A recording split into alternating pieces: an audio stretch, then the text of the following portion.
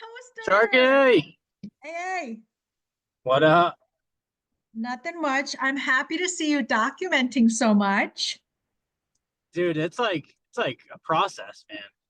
I know, but at the end of the day too, like it can be as easy or as hard as you want to make it. And so, start with baby steps. But I didn't know how handy you were, honestly.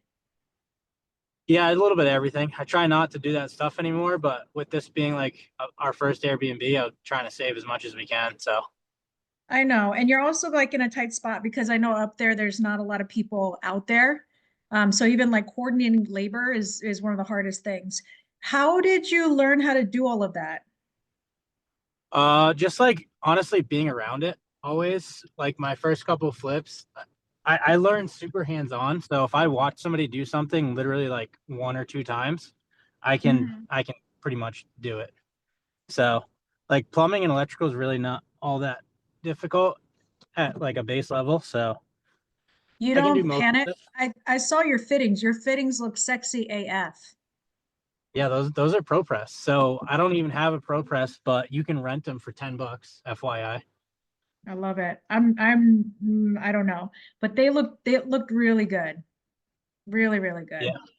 I'm super yeah. impressed. Where are you now? I'm just heading home. Okay. You're heading home, but you're over in Worcester somewhere? Yeah, I'm in Oxford, so I'm like 3 hours out. Yeah. Hi, Jody. Jody, you got to unmute. I'll ask you to. How Jody, are you nice to doing? see you. Yeah. You look younger. Yeah, whatever. Yeah, it's got to be the angle. And if you're not feeling younger, then I should send you some snail mucus in the mail. You just put it on your face and it works. Holy bananas. For those that don't know Jody, Jody's over in Utah. He's white, but he speaks Spanish. His wife is some flavor of Spanish. Holy. Is this your house, Jody? Yes, ma'am. Wow, pretty. What's getting done right now? That's We just got our incredible. texture done. You wanna see something beautiful we put in the other day? You haven't seen me except here's No, I our haven't seen stamped anything. stucco. Wow. That's all concrete. We stamped 3/4 of an inch to it. I believe it. Listen, you're the concrete man, so of course there's got to be concrete. Yeah, I'll show you this door. You'll Jody, just this is huge. Your oh hallways are yeah. like three times the size of a normal hallway. Yeah, well my stairways going down the basement are 6 feet wide. This is incredible. Holy cow. Godspeed to whoever is cleaning that house. Oh my God. She's beautiful though. I like your landscape that you got hiding out in the corner. Your doors are black with glass inlaid. Yeah, Yep. gorgeous. I love the curves on it. That's all my doors are like that. That's your front Yep. door? That's my side door. Look at your little wells. Oh yeah. Window wells, gorgeous.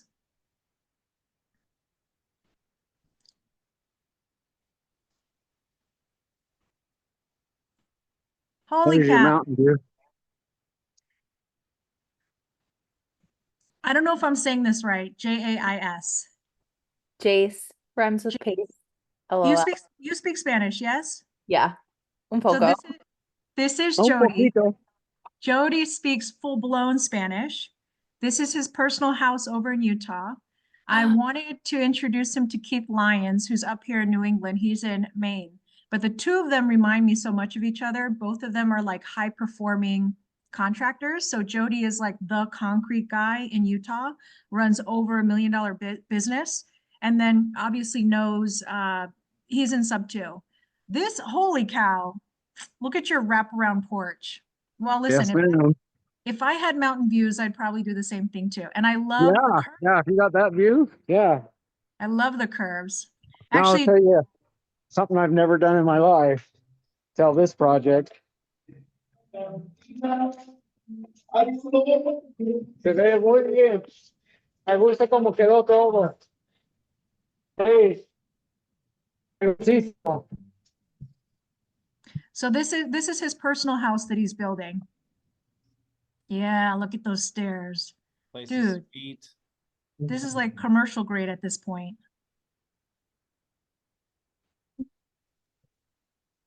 Gotta turn on lights, but give me just a second. How did you make your room so big? You did like steel beams? No, they're just TGIs. Wow. See this system right? This is spray and foam. Yeah. So my whole house is no less than an R50. Well, Nice. you know, it's funny. You don't even live in New England and you're rocking an R50. I think out here, I think mine is R20 and Yeah. that's New England. Yeah, and this is ICCF foam block. So Yeah. if you look at it, I'm gonna try to get it. Let me get out of the dark for you. But yeah, I I've can- never sprayed insulation foam, and we just this project we did it. I can show you my attic Yeah. is 12 inches thick of that stuff. Wow. So if you look at this, Yeah. it's a foam block, and then this is an electrical line running up through here. So we cut through the block to run our electrical. Whoa. Whoa, whoa, whoa. Well, technically it's foam, so it's not too outrageous, but those lines are very sharp. No, I'm sold on this. It's this block. That's how I get an R46 on this edge, plus the concrete outside. You, did you do that because of the cooling in Utah? I have no idea what Yeah, Utah weather we're is like. cold. We're just like you guys. We get down. Well, we don't get too often down, but we can get down to 40 below. So is that Not like often, but your entire Okay. foundation structure is the foam block or? yes, sir. Yeah, Nice. all three levels. Nice. That's sweet. So if you look That here, that stair is barely hanging on. And he's Hmm. got one hand on the camera doing this. I've been there before. Dangerous, Jody, dangerous. oh, That's a so then beautiful we attic. even sprayed our ductwork. What's Yeah. this gonna be? This is just the attic. Nice. Get a bowling alley in there or something. Yeah, Pretty bowling much. alley and archway. So this house has a ERV system to it. I haven't got it all put in yet, but so I have two furnaces up here. So two And so- furnaces take care of the whole house? Four furnaces. There's my half of my electrical panel. Good Lord, Jody. Dude. Here, I'll show you our views. Now I'm up in the attic. Oh, radiant heat system too. Whoa. That runs through all three floors of the house. Concrete in the floors and everything. Jody, this is a fortress at this point. It's huge. Oh, It's look at only your 12 roof. That is beautiful. It's only 12,000 square feet. That's it. Only. Yeah. There's the view I get up here. Heck yeah. Stunning. Jody, what are you guys doing in that house? What am I doing? Well, Yeah, two people I don't live think- full-time, year-round, that's it? yeah. Like I say, so this is then instead of blow in, this is what I sprayed in. I love it. And I had a guy quote me Yeah, just to do not as thick as I've got it, because I have it 8 inches here and 4 inches here. yeah, But it changes at 26 degrees temperature when I was spraying this side with foam and this side without, it was a 26-degree temperature. wow. I have no units on, and it's about 70 degrees today. Yeah, I'm 66 degrees in here. I don't know if you, yeah. and this is the attic. This is not the main floor. So our main floor, you'll get floored when you see the master bedroom. Jody, I love that you just got your own spray foam machine and you're doing it in-house. Yeah, I'm into it about $75,000 to do the whole thing. Yeah, This is the master. Whoa. I love whenever guys do a house, the first thing they think of is they're like, I'm gonna put this is what Tony did. Tony was like 85-inch TV on that wall. It's like the only thing that they think of, No, where the no, TV's gonna go. yeah, no, that's not me, but then this is the master bath. Gorgeous. So What see, are we when you do, doing? Like a Himalayan pink salt sauna? What do we got? this is just a two shower. I might in the future, but this is just, but it has one here, one on the ceiling, and then I'll have Yeah. one down here on the side. Yeah, too dark to see there. So it has two faucets in this shower. I love it. It's like a mini car wash for the human body. So this is the master closet. And then my daughters decided to move in. So over my garage, also underneath my garage, I have an office. This is the sewing room, craft room. And then this is, I designed this to have 4 apartments. This would be the apartment up above. Mm-hmm. So in that apartment, I have my bathroom, Yep. and then I have a room here. Is the toilet going behind that wall? Is that why that partition is there in your bathroom? No, that's my shower. There's no tubs in this house. You guys They're all don't do showers. clear glass? This right here will be clear glass. That's it. Okay. And then, Okay. no, the toilet's right there.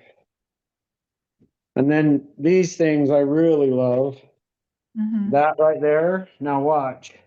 So it covers and protects everything. Final product. Yeah. I love those because you can put those in and then nobody damages anything. So when I'm ready to go, it has a valve already there. Here's your other room. These rooms are 12 by 15, 13 by 15. Look at that closet.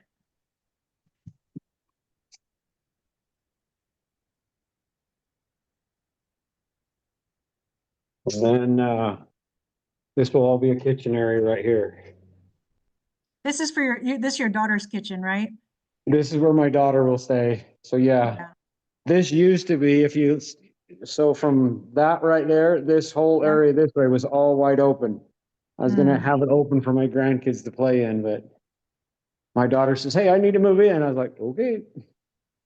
And then this is the apartment part that it has its own entrance coming in. Gorgeous. So the basement and everything has their own, so like I say, I can turn this into 4 apartments if I want, and then I'll have an ADU unit also on this property. Jody, how many grandkids you have? 4 and 1 on the way. Man, But adopt me. when my wife gets in here, when her family shows up, there's 80 people. So yeah, this house will fit 80, more accommodating for the people. Jody, what are you planning for utility wise? Because I think your normal house versus this house, this is like, what are you gonna do with that thing on the other side? What's that? Oh, that? You're gonna That's put just a, clothes. It was wasted space. You want to see what I did with another wasted space? yeah, I don't believe in wasting clean air. So so this apartment can put storage in there. And that's why upstairs in the attic, I did the vaulted trusses because then you can put anything else up there. I could actually turn it into an apartment if I wanted to, but that's a little difficult. hmm. I think that one back there would have made like a really great pantry for your daughter. There's already a huge pantry. This right here, when I Yeah. get done, see this little hole right here? Yeah, I'm gonna create my granddaughters love Stitch. So I'm gonna paint a face of Stitch right here. They can poke their head through here and they can also get their head. So this is a play area with a slide. that's really cute. So they'll slide right here and climb up and slide down. Nice. Love that. No, the pantry for her. Yeah, I'll go back to the pantry. You get No, your this steps has in. more. What's that? You're getting your steps in, Jody. Oh, last month I was 360,000 steps. There's half of her pantry. Yeah. It's a 5-foot pantry all the way to the top, and then here will be another one, another pantry that sits right here off the fridge here, and then another pantry area. So, no, this apartment is a huge apartment. So, For I don't know what those else that to say. for those that don't know Jody, Jody is like old school sub two. I met him at community camp, which I think was like 2 years ago. I don't even know, Yep. like time is passing by so fast. 2 years, Jody? Yeah, 2 years. Yeah. And so long story short, community camp was awesome. I swear to you, nobody had a better time than I did. I had the like red carpet rolled out for me. Every great thing possible to do, I had like a front row seat to it.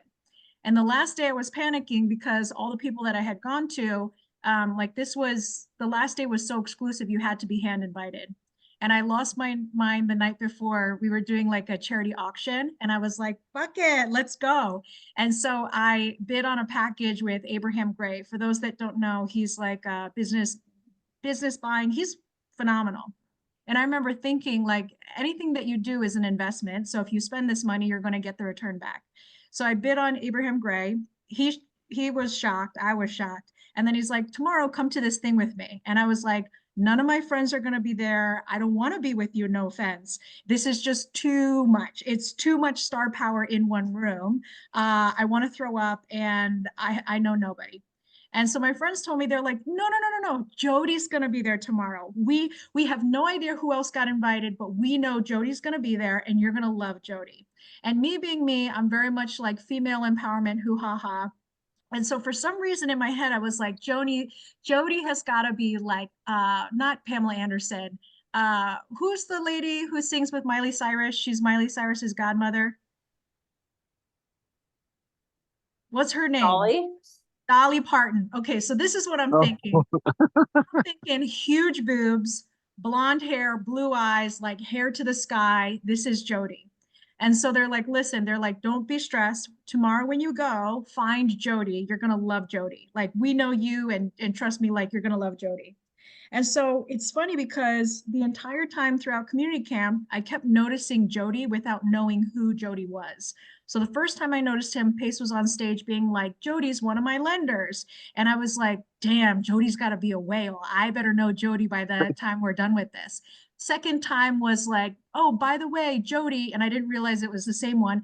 Jody made coconut cake and it's on the table. So we're trapped in this like hotel room for like 4 or 5 hours. Jody's like feeding us coconut cake. I end up being like, oh man, I love Jody. And I ended up eating that cake at like 2 o'clock in the morning, rolling around in the trunk of a car. I hadn't eaten all day because it was just so go, go, go. And I remember being like, this is the best cake of my life. And then I don't know, but so many instances I had opportunities to meet Jody and I never did. And then at the last minute, at the 11th hour, I get to meet Jody. And so what we did is kind of like a hot seat where everybody was sitting down and everybody just got to say their piece. And Jody was one of them. And Jody was the one that absolutely moved me. Jody, flip your camera so people can see you. But Jody absolutely moved me. So I remember he Those are started, the blocks everybody knows. yes. So Jody starts talking and I'm like, who is this person? And they're like, that's Jody. And I was like, that's Jody? Are you kidding me? Where's your big, huge boobs? Where's your blue eyes? Where's your big fluffy hair? And the thing that moved me about him is he was talking about, some of the business that he had already done. Jody, if you want to share it, that's completely up to you. But some of the things that he was going through. And the topic for me was baggage. And so I remember Jamil Damji saying this to you, where he's like, hey, Jody, you sound like you're holding on to a lot of baggage. If you want, call me and I'll help you let it go.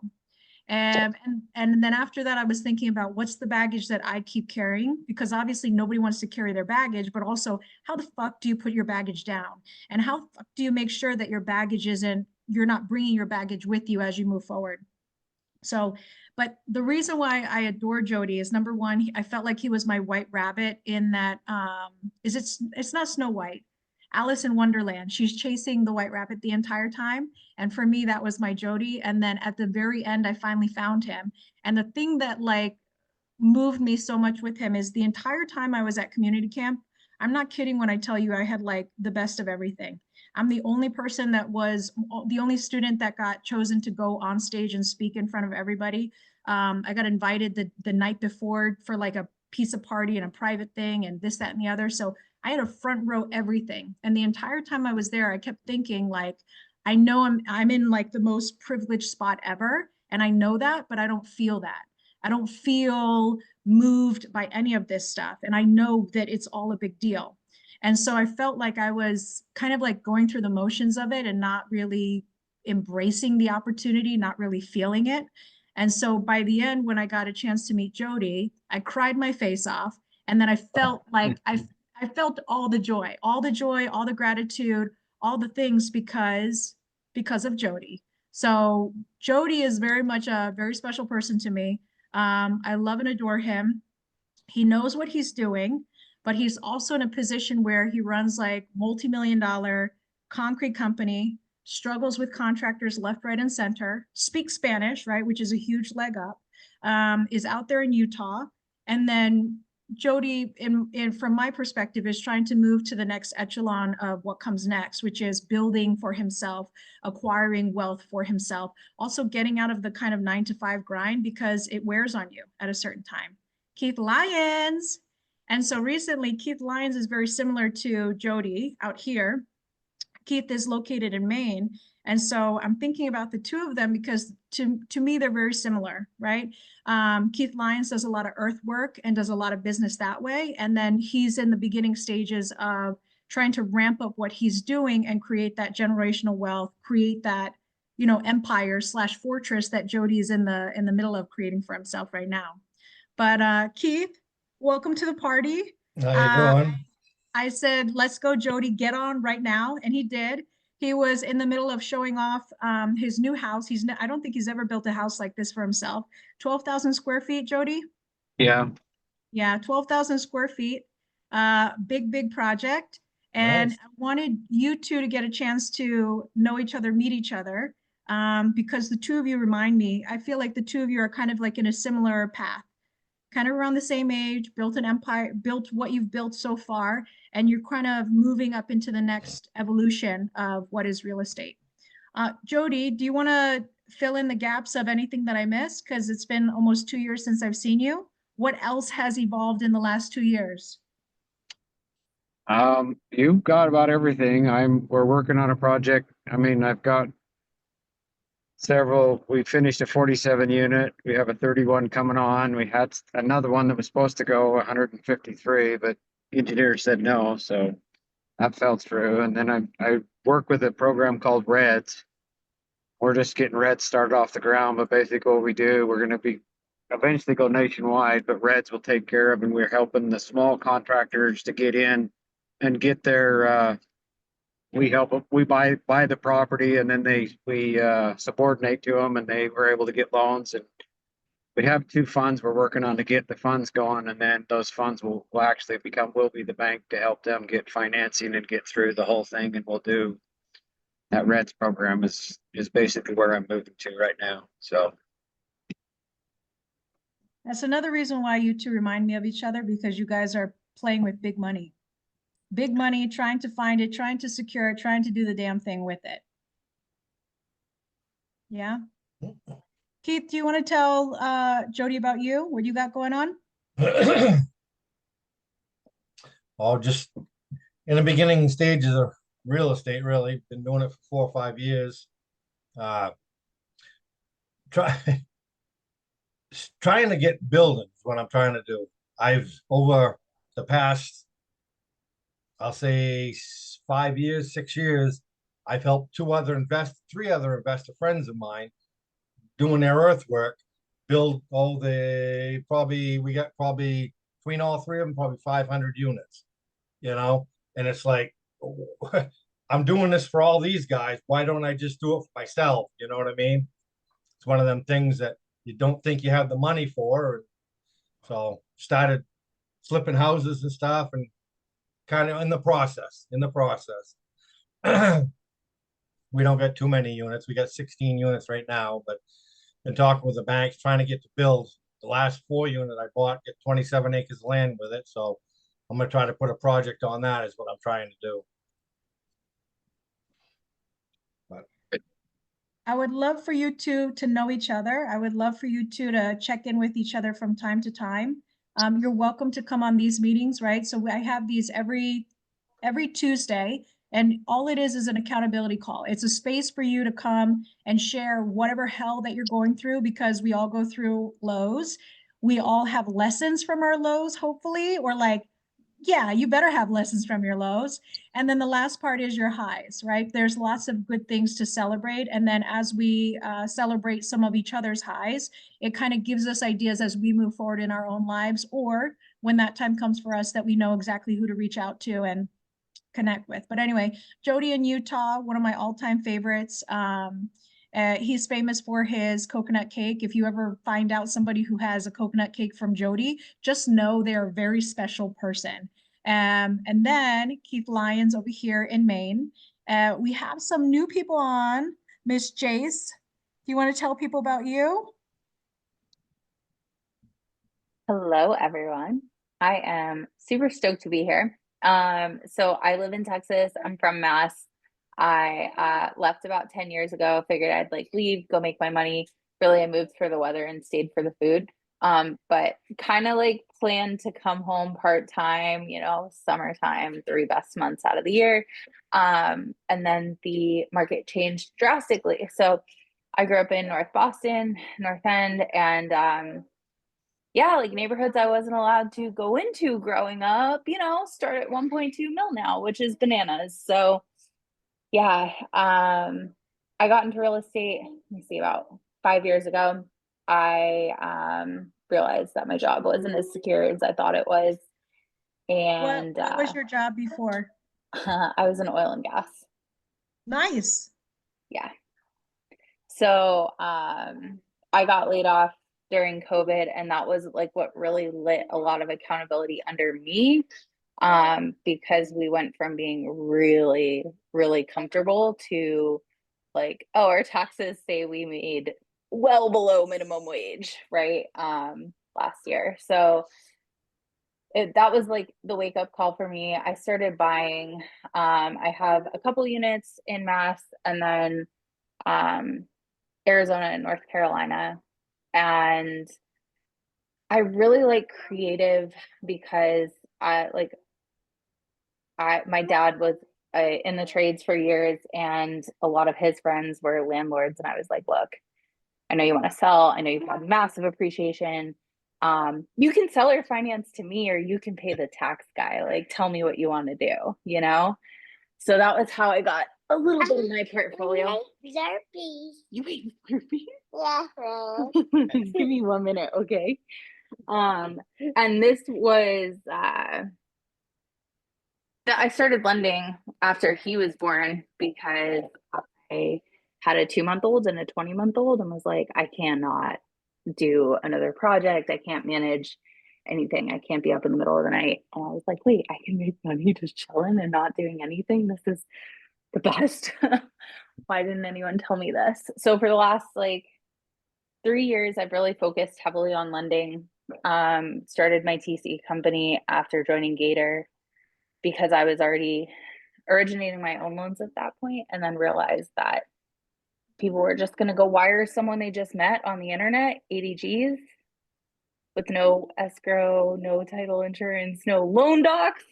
They're like, we're just going to use Pace's docs. I'm like, what? You're going to use what? That's an unsecured loan agreement. That's cool.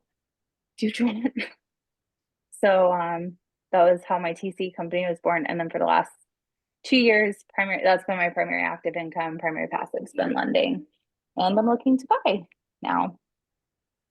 When you were doing your North Carolina stuff and your Massachusetts stuff, do you still own property here in Massachusetts and in North I do. Carolina? What do you own?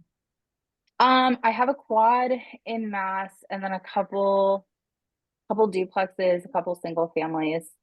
I have better contractors there than I do locally in Texas, which is bananas to me, but that's cool.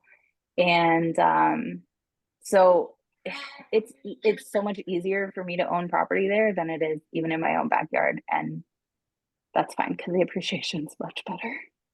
Do you speak Spanish? Like bar Spanish, What's bar Spanish?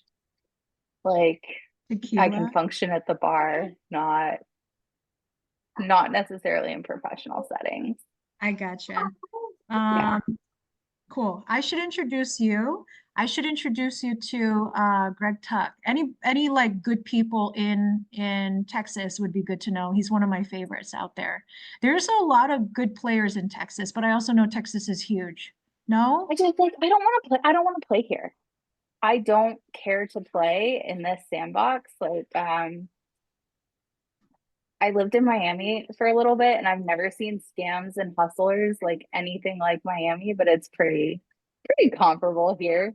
So I would rather work with people that I trust, and I have really good tenants. Like a lot of my units I self-manage, and a lot of them are New Hampshire residents that don't want to pay mass taxes, and it's a really good relationship for all of us. Yeah. But yeah. And then you currently lend to a team that was doing deals in Brockton. Can you tell me They a little work the entire South Shore. Okay. I mean, they'll go pretty much anywhere in England. But yeah, we just finished a flip in Brockton, and then they started another project in Plymouth last week. And you're just their lender? Mm-hmm. Can I ask you, how much do you make as their lender? Do you do points and interest, or? So for these guys, and I'll tell you guys, my rates kind of vary on the project, the borrowers, a lot of different things. These guys, we do 6-month loans, usually a 12% flat return. I don't require payments from them, but I've worked with them for a little bit now. Usually I do require a monthly IO, interest only, for those of you who don't know. And they're 12% flat for a 6-month loan, but they usually finish like closed and paid in 3 to 3.5 months is their average. So if you're doing flat, are you saying that within 3 to 3.5 months, you still earn 12% of whatever it is that you gave out? Ooh, my God. What is that, like a 36% return? Hot diggity dog. I get it. I get it. Can I ask you though, honestly, what are you gonna do when like hard money is cheaper? Because I think about this with like, so I love my lenders. I pay them 15%, but like from the day that I take it out to the day that I put it back, I had somebody else who did a flat fee and that didn't work out. And so I'm always like, I'll just pay for what I use the end. Yeah. But yeah, so what do you do if there's a 36% return on that and they get to a point where they can borrow cheaper? Because I have one of the things that I have in the group that I do is share our resources. And in the beginning, nobody wanted to talk to me. And now everybody's like, I got this, it's a race to the bottom. And so what are you going to do? So I love this question, Suzanne, for a couple reasons. They do borrow money cheaper. Their first position is cheaper money, and they still have a gap that they need to fill almost every single time. So that's part of it. And I know people that'll do a second for anyone. That's not me. I really like experienced borrowers. The flip side of that is when I do first position, like hard money lenders will all tell you they can close in 14 days. I've met 2 that did.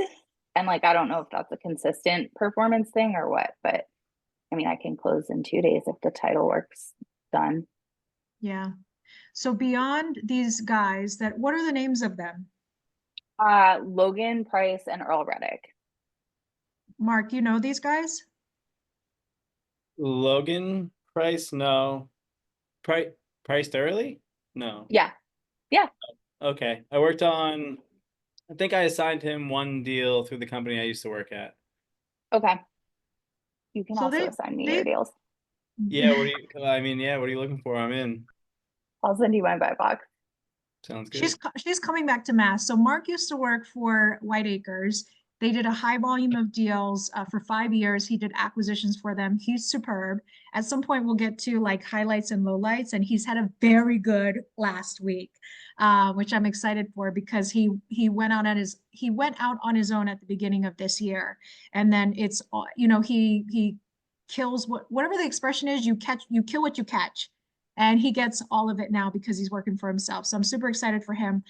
He's very well connected. He used to have his own meetup here in the North Shore, Southern New Hampshire, likes being New Hampshire, Maine, and Massachusetts, will drive pretty much anywhere. So he's very well networked. And then he right now is a wholesaler. And I think he has lots of skills in that department because of acquisitions.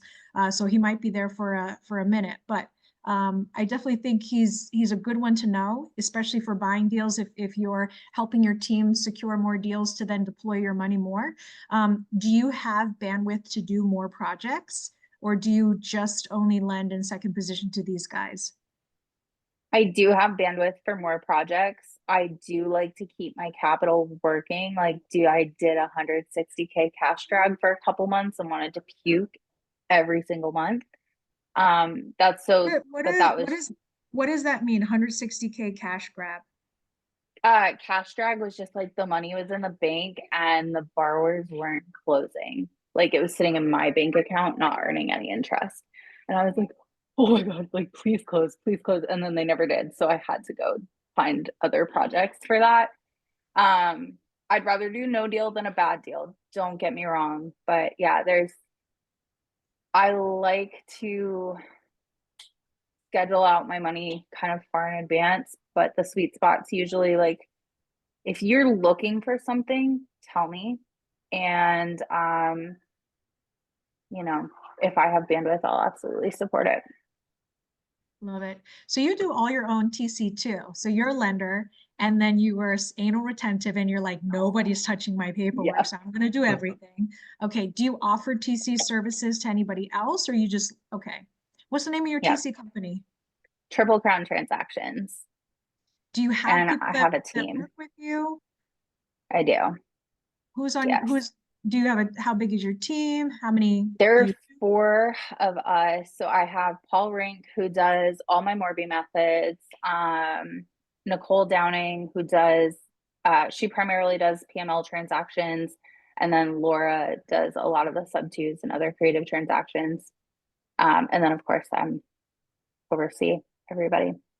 Do you just service Texas? Do you Texas, Massachusetts, North Carolina? What do you do? Everywhere. Are you also in TC or whatever top tier TC? I am. Yeah. Okay, good. Very nice. Yeah. Awesome. Yeah, definitely want to connect. Sounds good.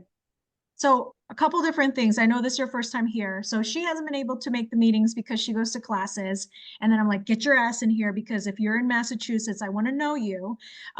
So I have this group called Creative Elite. And essentially a long time ago, number one, somebody called me a scam. And number two, I had friends that were stealing from each other. And so I know that I can't put everybody in a bubble. I just can't. But what I can do is hopefully have really good friends and hold this standard of, we're good people that are good friends to each other. We do good work and we make good money doing it. So it's a happy place. And at the end of the day, if I ever find out that you are not at this caliber, I will make sure everybody knows. And if you look at my Instagram, you know that I have no problem telling people what's up. So yeah, it's again, it's holding yourself accountability, but also having like high caliber people so that you want to hold yourself accountable. I'm not going to wipe your booty hole for you. But I am going to put you in a room full of people that hopefully you respect, and therefore hold yourself to a higher standard. But we have a directory, because one of the things that ends up happening is people are always like, I want to know you. What's your phone number? What's your email? What's your this? What's your that? And sometimes I would be up at 2 o'clock in the morning and I had this bright idea that I wanted to connect with so-and-so. And so what I ended up doing is, and plus I hate that question of like, what's your number? And then you got to write it down, and then maybe there's a typo. So there's a directory. It's all there. The other cool part of the directory is you can actually download it and then upload it to your Google Contacts, Apple Contacts, Outlook Contacts.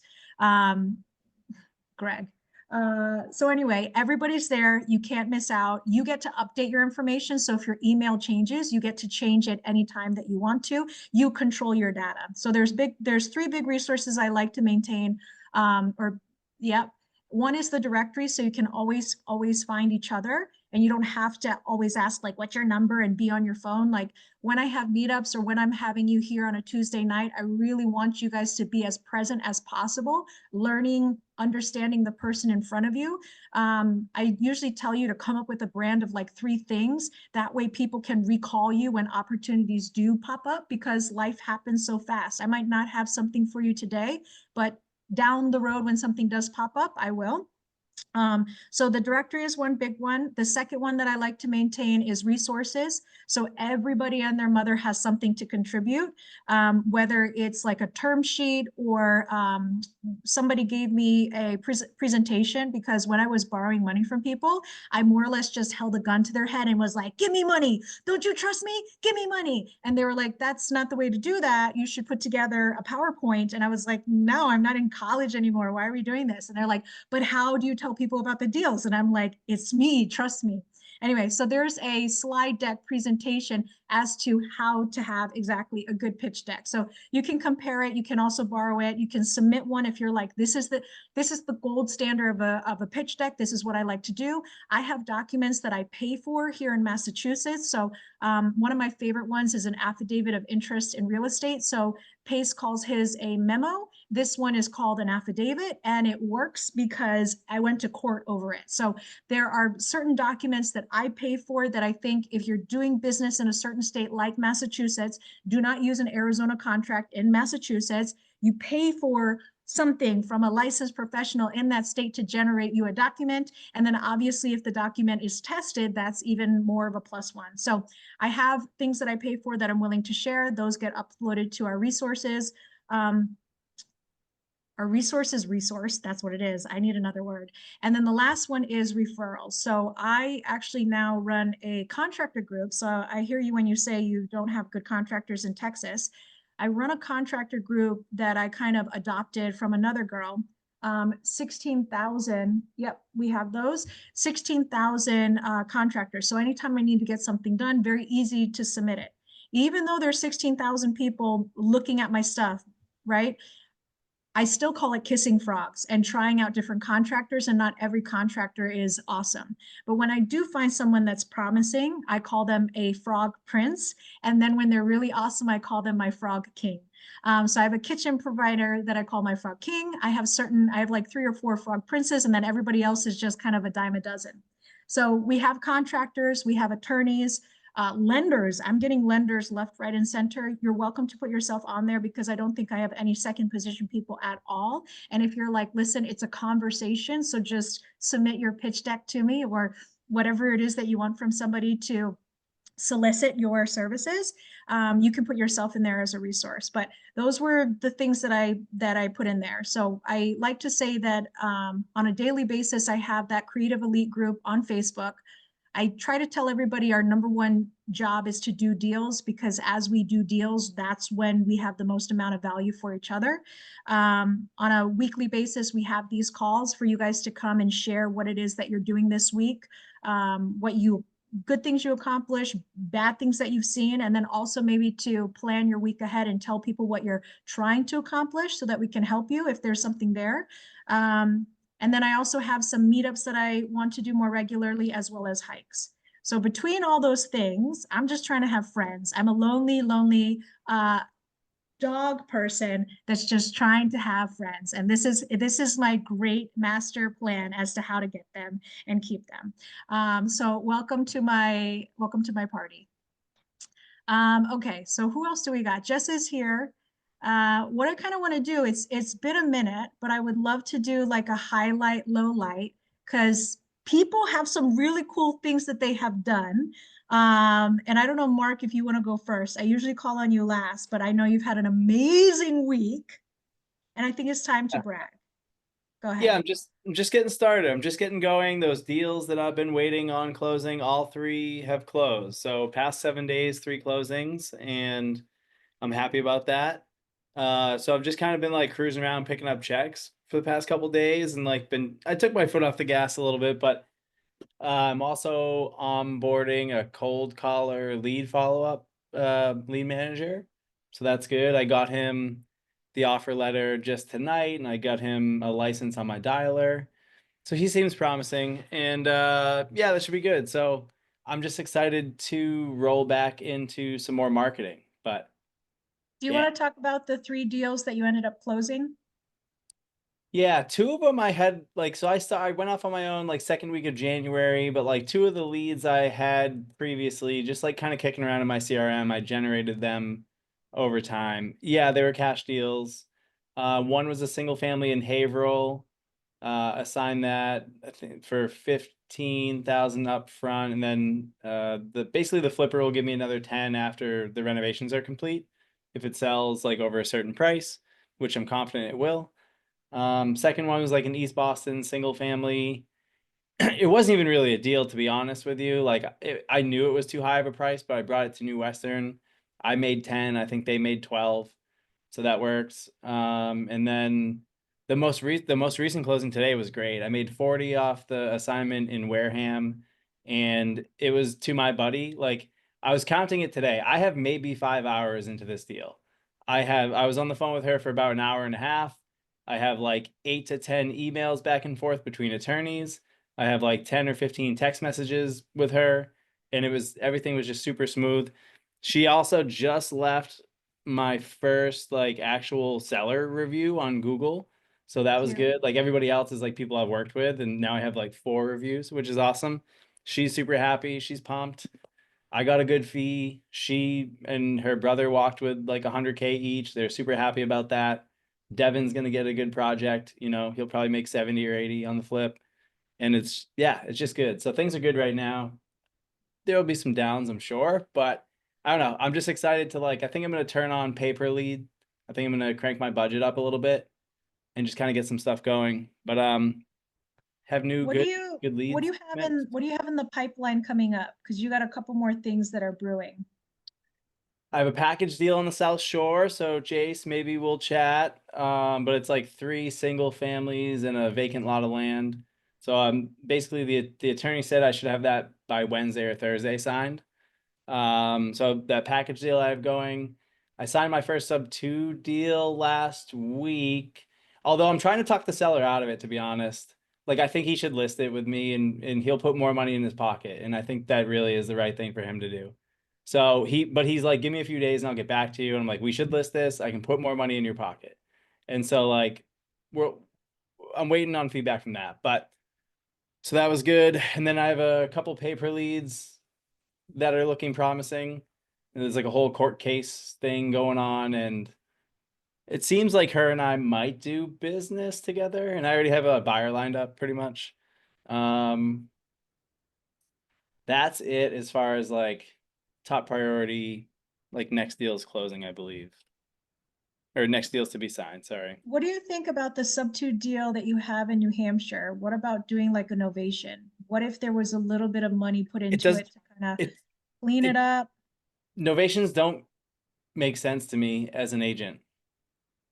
Like, why should I make a fat fee? Like, literally, this guy doesn't even have to do this, but like, it's pretty much cleaned out. It smells like garbage. He needs to like get an ozone thing in there. He needs to screw on the cabinet doors, and that thing will probably sell for 300 as is.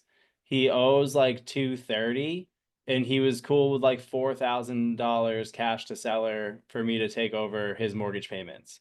So like I can put more money in his pocket listing it, and even listing it, more money will go in his pocket than novating. To me, it doesn't make sense. I haven't found a situation where novation makes me feel comfortable because I can put more money in the seller's pocket. If that's what we're doing, let's do that. I don't want to take a chunk. If that's the way it's going, let's just list it. I'll take my commission. That's what it is. I kind of want to move in there though. If he's down to do the deal, I would move in. Yeah. Where is it again? What town? Farmington, so it's like near Alton, probably like 10 or 15 minutes from Winnipesaukee. It's got like a little trout stream out back, a little detached garage. Yeah, it's good. It's good. So, but I almost would encourage you to talk more to him because it doesn't make sense why he wants 4K to walk away. there's probably more somewhere. I know what's going on. I mean, there's definitely motivation, but like even if there's motivation, like we can get it figured out, and like he can sit on the market for 30 to 60 days and still have this be okay. Yeah. I'm aware of his motivation, and it makes sense, but like I'd rather put more in his pocket, to be honest. No, I understand. I also put in our resources. So resources doesn't have to just be files. I put in that video of Todd Toback. I love that video. Please watch that video because it's a great way, especially when it comes to probates or like super long timelines. It's a great way to like overcome objections or essentially plan things out with the seller because I don't think he's telling you everything. I understand that there's a big motivation there, but the fact that he's like, I gotta come back and I'll let you know in a little bit. You're like, no, just let's you and I figure this out together right here, right now. What are the things that you're considering? Because I don't think he's telling you everything. That's me, Yeah. though. He may not be, but I'm pretty sure like I got this in the bag one way or another. Like even if I do cancel, like I'm pretty sure I'll be his listing agent. Like so I'm not that concerned about it. This is like a paper lead that came in. I don't think he's talking to anybody else. That's kind of the feeling that I got. Yeah. And what's the pay-per lead service that you're using? Property leads. And you like them? This is the first deal I signed through them. Every other deal's been pretty junk. They're all like market value listing, already have an agent. You know, a lot of them I get refunds on, which is good. But so far, I mean, I've only been doing it for 2 months or so now. So I got to run this thing for like 6 months. Can I ask how many PPLs have you purchased so far? Yeah, one sec. Including the refunded ones. Yeah, just I guess if you're so if you're like 20 leads deep and this is the first one that you signed and then you like returned 10, So it gives me I have 16 that I've held and kept. So anywhere from $125, but most of them are like 200, 400, 450, 75, 275. So I have 16 that I've actually like held that have either picked up or whatever. And then refund. Hold on. I want to say it's probably similar on the refund side of things. So 11 refunds have been approved and one is pending. So 16 that I kept and 12 refunded, basically. how'd you find out about that PPL company and why did you choose them? I was doing research on SEO because SEO and pay-per-click because I was trying to figure out like when I do close some deals, what do I want to roll it into? And then Mhm. like pay-per-click seemed confusing and I don't know anything about it, even though I would hire somebody anyway. I have experience with pay-per-lead services through the last company I worked at. So through all of my YouTube watching, somebody mentioned property leads. And actually property leads is run by one of the two guys that are like one of the top 5 in pay-per-click SEO work like in the country or whatever. So I like this because it's just the leads go to the highest bidder and they do not sell to other people. So if a lead comes to me through property leads, it goes to me, not to everybody else that is on property leads. Now I can't control the seller going and filling out 5 different forms through 5 different pay-per-lead services, but I know that if I'm the top bidder and I get a lead, that's mine through this service. So that's why I chose it. But Are the leads that you're doing right now, are you still like list stacking and cold calling or are you doing like 50% PPL, 50% cold called stuff? my foot's been way off the gas on cold calling just because I had basically had a cold caller all last year. So like there are warm leads in my CRM that I am missing because I'm spending time cold calling. So I did enough to kind of get me off the ground. I like this one in Wareham that I just closed. It was a cold call, which was great. And everything about it was so quick. She literally filed in January for probate. She got her letters of authorization in March, beginning of March. I called her up and then like we signed and then we got the deal done. Like our attorneys got and we closed today. So everything was very fast, but mostly I'm just doing follow-ups right now. So when I bring the cold caller on, he'll be doing cold calls. I'm going to turn up the dial on paper lead so I don't have to sit there and call myself. So I'll be getting leads both those ways as well as like focusing on follow-ups. So Yep. it'll be pretty good. And I have leads coming in from Devin. Like Devin is like directly pushing leads into my CRM from his, like anything that they get in touch with and seems promising. So I have those coming in, and it's working well so far. Yeah. By the way, good job on probate, because probate in Massachusetts is like highly competitive.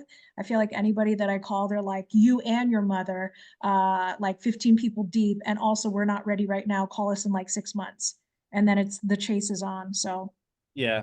I get there are a lot of people.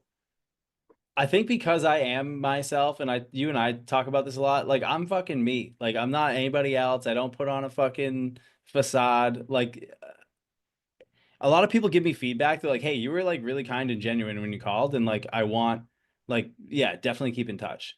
Like I get that. They're like, so many people call, and it's this, and they're from Asia and that and whatever, and they're just rude and this, and it's like you seem genuine. Like call me in a month. yeah, I try to get them to save, my number in their phone and whatever. But probate's my jam. That's like what I've been jamming on for a while. good. I love it. Listen, congratulations. Well deserved. Three Thank you. deals in one Thank you. week. Good. Good for you. More to come. Yes. I love it. It's his first time being on his own in 5 years. Okay, I think it's huge. And the entire time I met you a long time ago, and I remember for like over a year you were like, I wanna work for myself. I want to work for myself, and I'm like, motherfucker, just do it. What are we waiting for? Just do it. And he's like, golden handcuffs, golden handcuffs. They're really nice to me, and I'm like, fuck them, fuck them. So It anyway, was still all perfect. Like I'm not gonna say, hey, wish I woulda, coulda, shoulda. Like fuck it. yes. I'm here where I'm at, and I'm Yes. grateful for it. I agree. My coach will tell you everything happens exactly as it should. So, yeah. Anyway, I told you so. I'm glad you did it. I'm glad you have a lot of success. Go let your freak flag fly. Yeah. Enjoy. So Enjoy. let's do some deals. Also, Tony, I know that you commented on something on Facebook about potentially needing some funding for something. So I closed 3 deals. One of my sellers like wants to put money with a project if I can find him one. So he's like 1031ing, and he has like anywhere from 2 to 250. I may be able to convince him to put all 500 of it towards it, but I think he's like gonna invest in mineral rights or something with half of it. I don't know, but 1031, you got to roll it from a like investment to another like investment. he's he's Doing doing whatever he wants. He's doing whatever he wants. He's all locked in. He's got his 1031 exchange company. The funds have already been put in to like the Yeah. account or whatever. He says he can do it. So I don't know, whatever. So you got 90 days to place him with somebody, yeah? 45. Okay, game on. Yeah. Yeah, Congratulations. I have a single family. It's not 100%, it's like 90. But if that goes through, it's in Webster, Mass. And that'll be like a 250 purchase price. And I think 150 to 175 on the rehab. So depending on how that pans out, he could either do first position and then I could raise the rehab second position. If he didn't want to do the whole thing, but I can That would be definitely my keep you posted on preference. My preference, like to be honest, like I don't want to get him tied up in any second position stuff. My preference would be to get him in first position and all that. So if you have somebody who can do the funding on the second position for the renovation, that would be great. I guess just keep me posted. He's down. I gotta talk. I still haven't connected with him. He's slow. My guess is he's fine with anything like 10 to 12% probably. Yeah. Yeah. I always do 12 to 15 to be honest. So that'll be perfect. Okay. I'm scheduled to chat with him at some point. He's a pilot, so he's all over the place. He's like flying wherever. So he's a busy guy, but Now I Cool. don't Yeah, I'll feel keep you bad. posted. Now I don't feel bad that he was like flying somebody up like the last minute to do whatever. the tenant flew themselves up because they're all pilots. Because he ran a crash pad in Boston for like pilots, and Oh, so they like kept all their shit there, but they would only use it. Hey, I'm in Boston for 5 days. They would crash there or whatever. But the other thing I'm thinking as you talk about this, are you making a finder's fee on your seller introducing them to somebody, into an investor?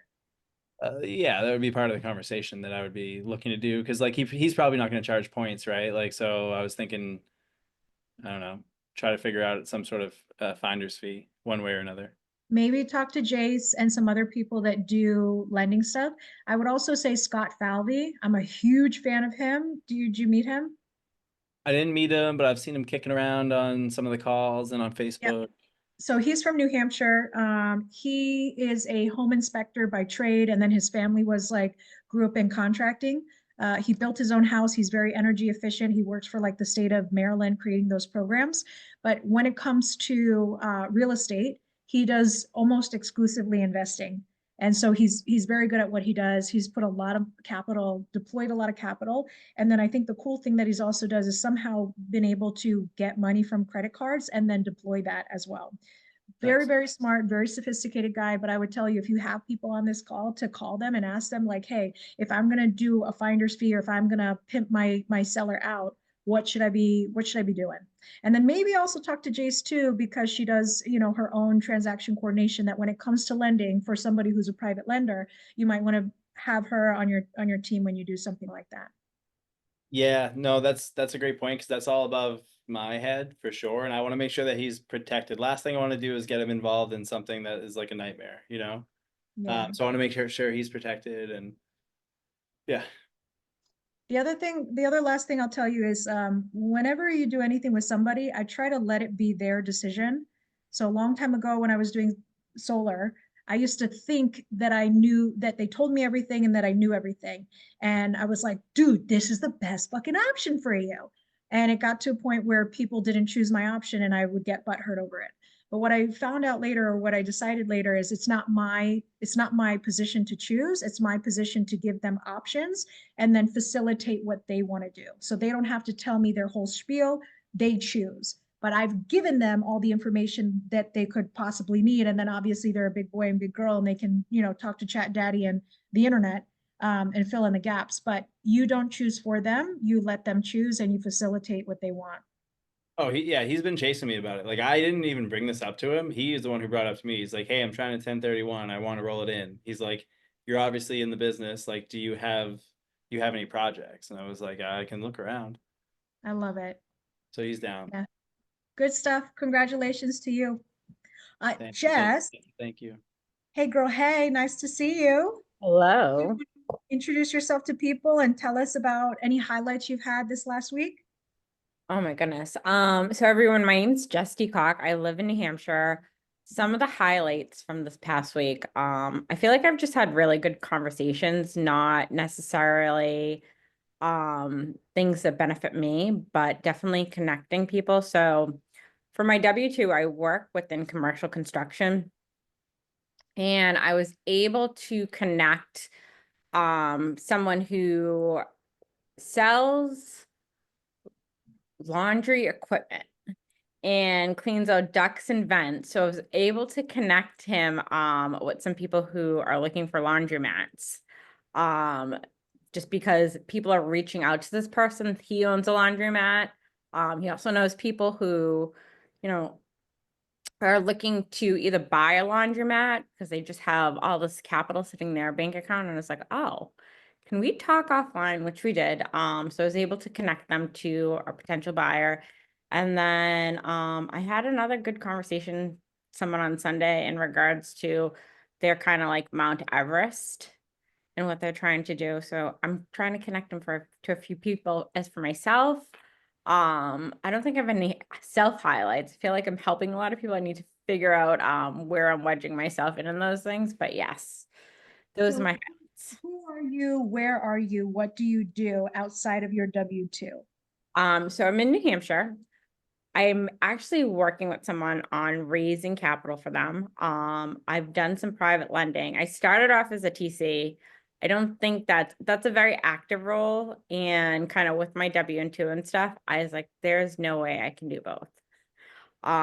So I've done some lending and I want to start raising capital for people. So I'm looking for that and having those conversations with others. Beautiful. Beautiful. Who's the person that you're raising money for? Sean Sandville. Okay. Nice. Yes. Sean Sandville is the one that wholesaled me the house that I'm in now. And I have Oh. I have a very grainy picture of him in his little Speedos on my Oh my God. on my fridge. And every day his picture to say thank you for the opportunity that he called me on. I think this house was his first sub too. And he called me on like a Thursday night. And I think the auction was like Monday morning. And he's like, how do we do this? And I was like, okay, let's do this. And then I was like, who's your lender? And then I was like, okay, I'll be your lender. Who's your buyer? Okay, I'll be your buyer. And then here we are. Here I am in this house 2 years later. And at some point I'm going to do things to this house. But yeah, I love Sean Sandville. So Sean Sandville is another one of those wholesalers. I have the most amount of respect for wholesalers out there. I think your job is one of the hardest because you're meeting with so many people and you're receiving so many no's that it tears my heart apart. But for those that have that thick skin that can do it and arrange the whole deal, there is no opportunity without you guys. So I honestly think it's one of the hardest positions out there, and I'm grateful for the people that do it. Sean Zanville is an amazing one. Him and his brother Kyle. Is it Kyle?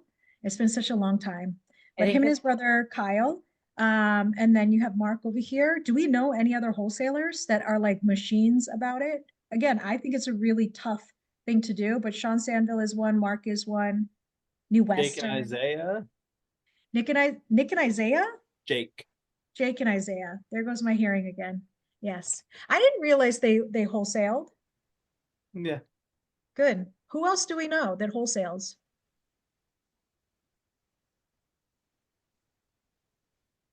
That's right, Stratton. Stratton is a machine. My goodness. Awesome. Jess, nice to see you. I'll add you to the Facebook group so that you have access to all the things that are there. And then, yeah. Very nice. Was that part of the deal? What Sean, did he give you a self-portrait? Yeah. He knows exactly what I'm doing with his picture. I was like, every day I'm going to rub your little bulge and kiss it. And he goes, seriously? So he gave me like the grainiest photo ever. And the thing is, he's amazing. So I even put him 2 years ago. I had this event called Creative Elite. It was the first time that I told people about Creative Elite. I just loved these two words together. I'm always thinking about good business names for things. Anyway, I put him on stage and he was one of the only people that was not on leadership. So at some point the group got so big I couldn't do it by myself. I chopped us up into 5 different sections. As each section was growing bigger, I would chop it, make it a section, and then put 2 leaders in place. He wasn't even a leader, but I put him on stage because this man is a machine. So he wanted, he'll tell you the story, but in high school, he broke up with his girlfriend, got really sad, needed something to do. And then he's like, I'm going to go for IFBB, what is it? International Bodybuilding Federation. I don't know, Foundation, whatever. He was like, I'm going to go do it. He beat and he's in amateur round. This boy was so hungry. He's passing out on his couch, just reaching for water. He's insane. So I have a huge amount of respect. Also, Tony Eisenhauer, who's on this call, who you'll find out later, ran a marathon this past Sunday in Rhode Island. Oh shit, yeah. I am blown away by people who say, I'm going to do something, and then they do it. And Jess is also in bodybuilding. And you know how you got to go up to the gym all the time and pick up, put it down, put it down, not eat. You're hungry all the time and you not eat. Drives me crazy. I'm a very soft person. I'm a wiener. I just know I am because something bad happens and I'm like, no, okay? So I have nothing but a huge amount of respect for people who have this mental resiliency that if they say they're going to do something, that they fucking do it no matter how hard it is to do it. I watched Tony Eisenhauer 26.2 miles. And I will tell you, by mile 20, it was very clear to me, this man is in pain. And then continued to run for another 6.2 miles in terrible pain. In the beginning, he's like, hey, this love to see you, right? By mile 20, he's talking to nobody. He's just in the zone and just trying to get to the finish line. But again, at any point in time during this marathon, he could have stopped. He could have walked. He didn't walk once. And I was jumping out from behind trees to support him. There's a point in Rhode Island, it's all along this bike path and the bike path is not on the main road. So we'd have to park in a neighborhood and run down between the houses to go to the bike path.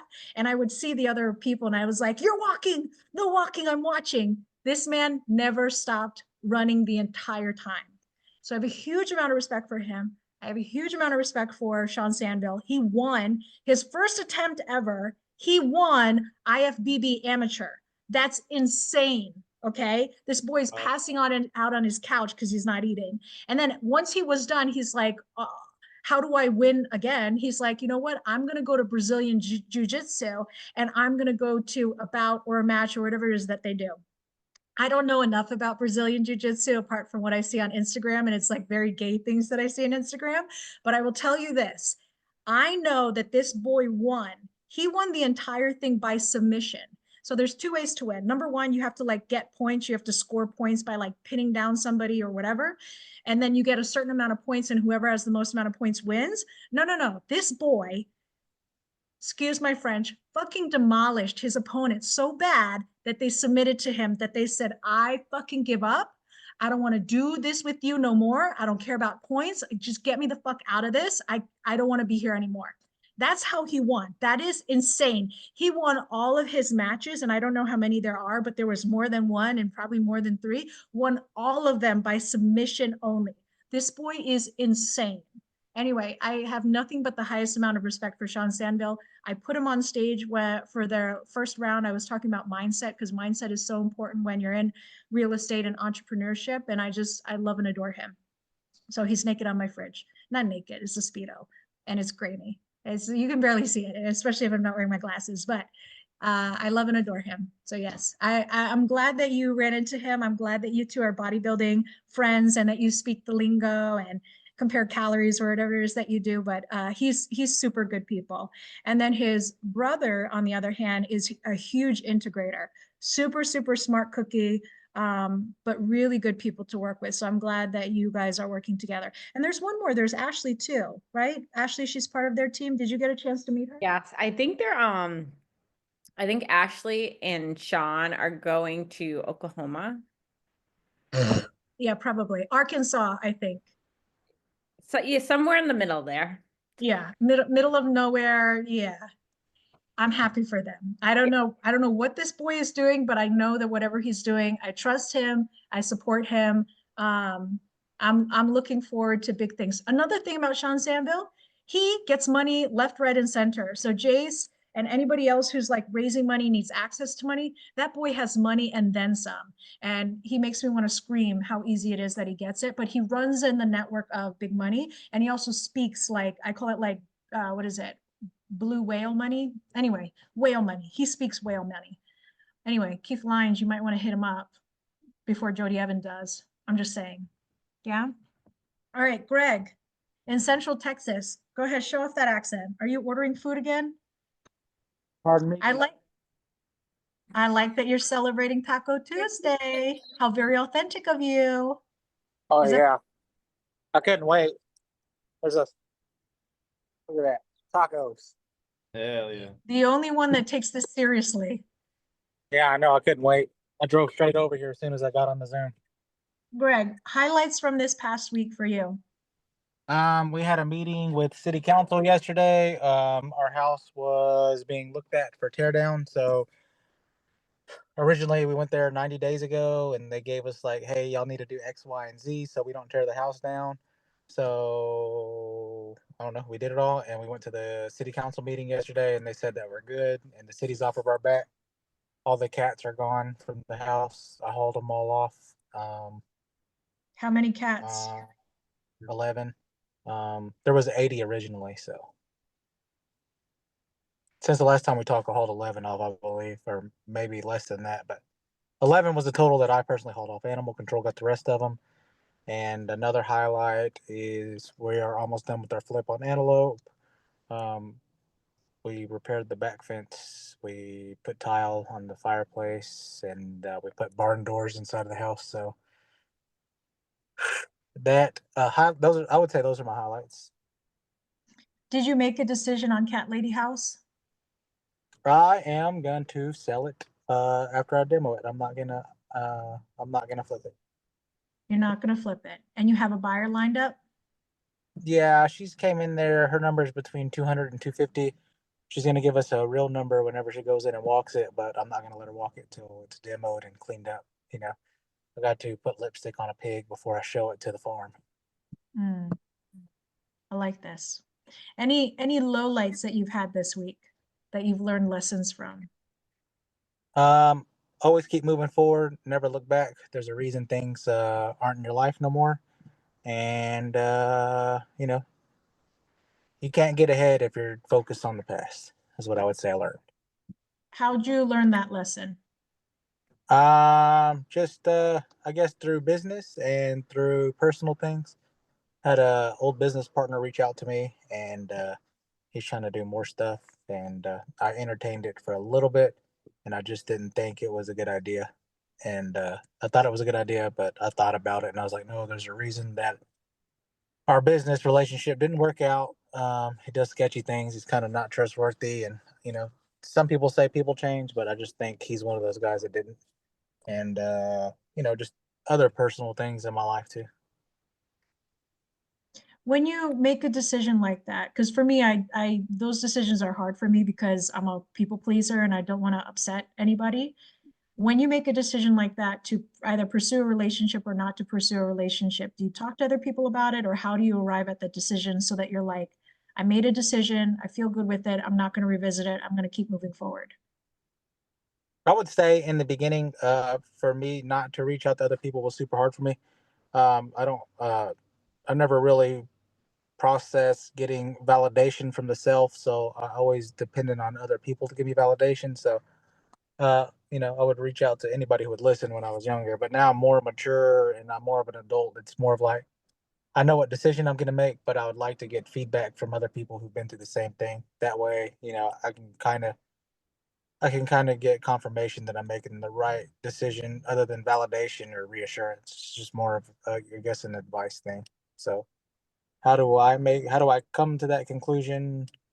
I guess it's just a lot of thought, and you know, I got a journal. I write out my feelings, and I sit with them. You know, a lot of people say whenever you do stuff like that to kind of ignore it, you know, get busy with something. But I don't think that, to me personally, that's not the best thing to do. You got to sit with those emotions and really process them and think about how you feel and why you feel that way. And I think that'll give you a better concept of your reality. You know, the logical side of things and the emotional side of things. You can use both instead of black and white, one or the other. It's more better to make a logical decision with your emotions in mind so you can do what's best for you. The other thing to keep in mind is if you made the wrong decision, then you're going to figure that shit out pretty fast. And then you can make another decision. That's the whole beautiful part about this, is that you make a decision, and if you don't like it, you can make another decision real fast. Yeah. No, Yeah. I'm happy for you. I hope Cat Lady Buyer works out. Obviously, you Yeah. have a spreadsheet so you can analyze your deals. Yeah, if you're interested in sharing your spreadsheet, I'd love to have it in the resources for people to look at it. So at one point, he has a house that he picked up for 77,000. There was a lady down the street when he was looking at comps that I think she sold for 660. His is not exactly 660, so I think he budgeted for about 500, but he picked it up for 77. Obviously had to get 80 cats out of there. The whole thing, it needs to come down, and there were there was lots of stuff in there. So demo alone, I don't even know how many 30-ton dumpsters you took out of there, but I can't even believe you guys walked in there with like no PPE, breathing that like raw and yuck. Yeah, the type of guy who loves the raw dog, so it didn't bother me. Say it louder. Love the raw dog, so it didn't bother me. I can't hear. Can you? Suzanne, that's how you usually sound. Well, let's just like it. Is it? Am I covering up the? Yeah. That's better. Oh, I said I'm the type of guy who loves the raw dog, so it doesn't bother me to not have protection. I guess that's how you stay Texas strong out there. You gotta expose yourselves, build up the antibodies, and then let it be that. Tony Eisenhauer, are you ready to talk about your highlights from this past week? Yeah, definitely. If I lose you, I'm driving to the White Mountains. So You're driving up tonight? no, I'm driving back. I'm driving home. Oh my God. That's why Ashley wasn't with you. I was like, what happened to her? I was like, she had that plumbing incident, and then she was like, I'm done. I'm gone. Yeah, that was awesome. She got nailed in the face. Not on camera though. So they're trying to record content or document, right? So Pace says document, document, document. It worked out in my favor a long time ago. So now I tell everybody else, document, document, document. And the one time they were not filming, do they have this big explosion? I don't know. You could reenact it. You know, that's also an option. True. Could redo it. Yes. Yeah, but I would say so. This week I just got word today on a flip in Phillipston actually that it just got approved through probate. So should be a pretty good deal. Getting it for 260, and it's basically just going to be a clean out, junk removal clean out, pressure wash the house, do like a deep clean on the inside, and list it on the market, and it should be like right around 80K, 80 to 90K. Nice. Where is this one? In Phillipston, Mass. Phillipston? I don't even know where that is. Okay, how far out do you go, Tony? Like anything in an hour, really, but I say that, but now I have two projects 3 hours away in New Hampshire. So I mean, honestly, two to 3 hours. If it's in New Hampshire and it's a good deal, I'll definitely do it. Okay, But I try to stay in like Worcester County. got it. Okay, sweet. Tony, you're doing the majority of the work out there in New Hampshire? On the Airbnb. On the flip that we're doing in Alton Bay, I sub everything out on that one, which my contractors from Connecticut are actually staying up there for like 2 weeks and banging out most of the work. Nice.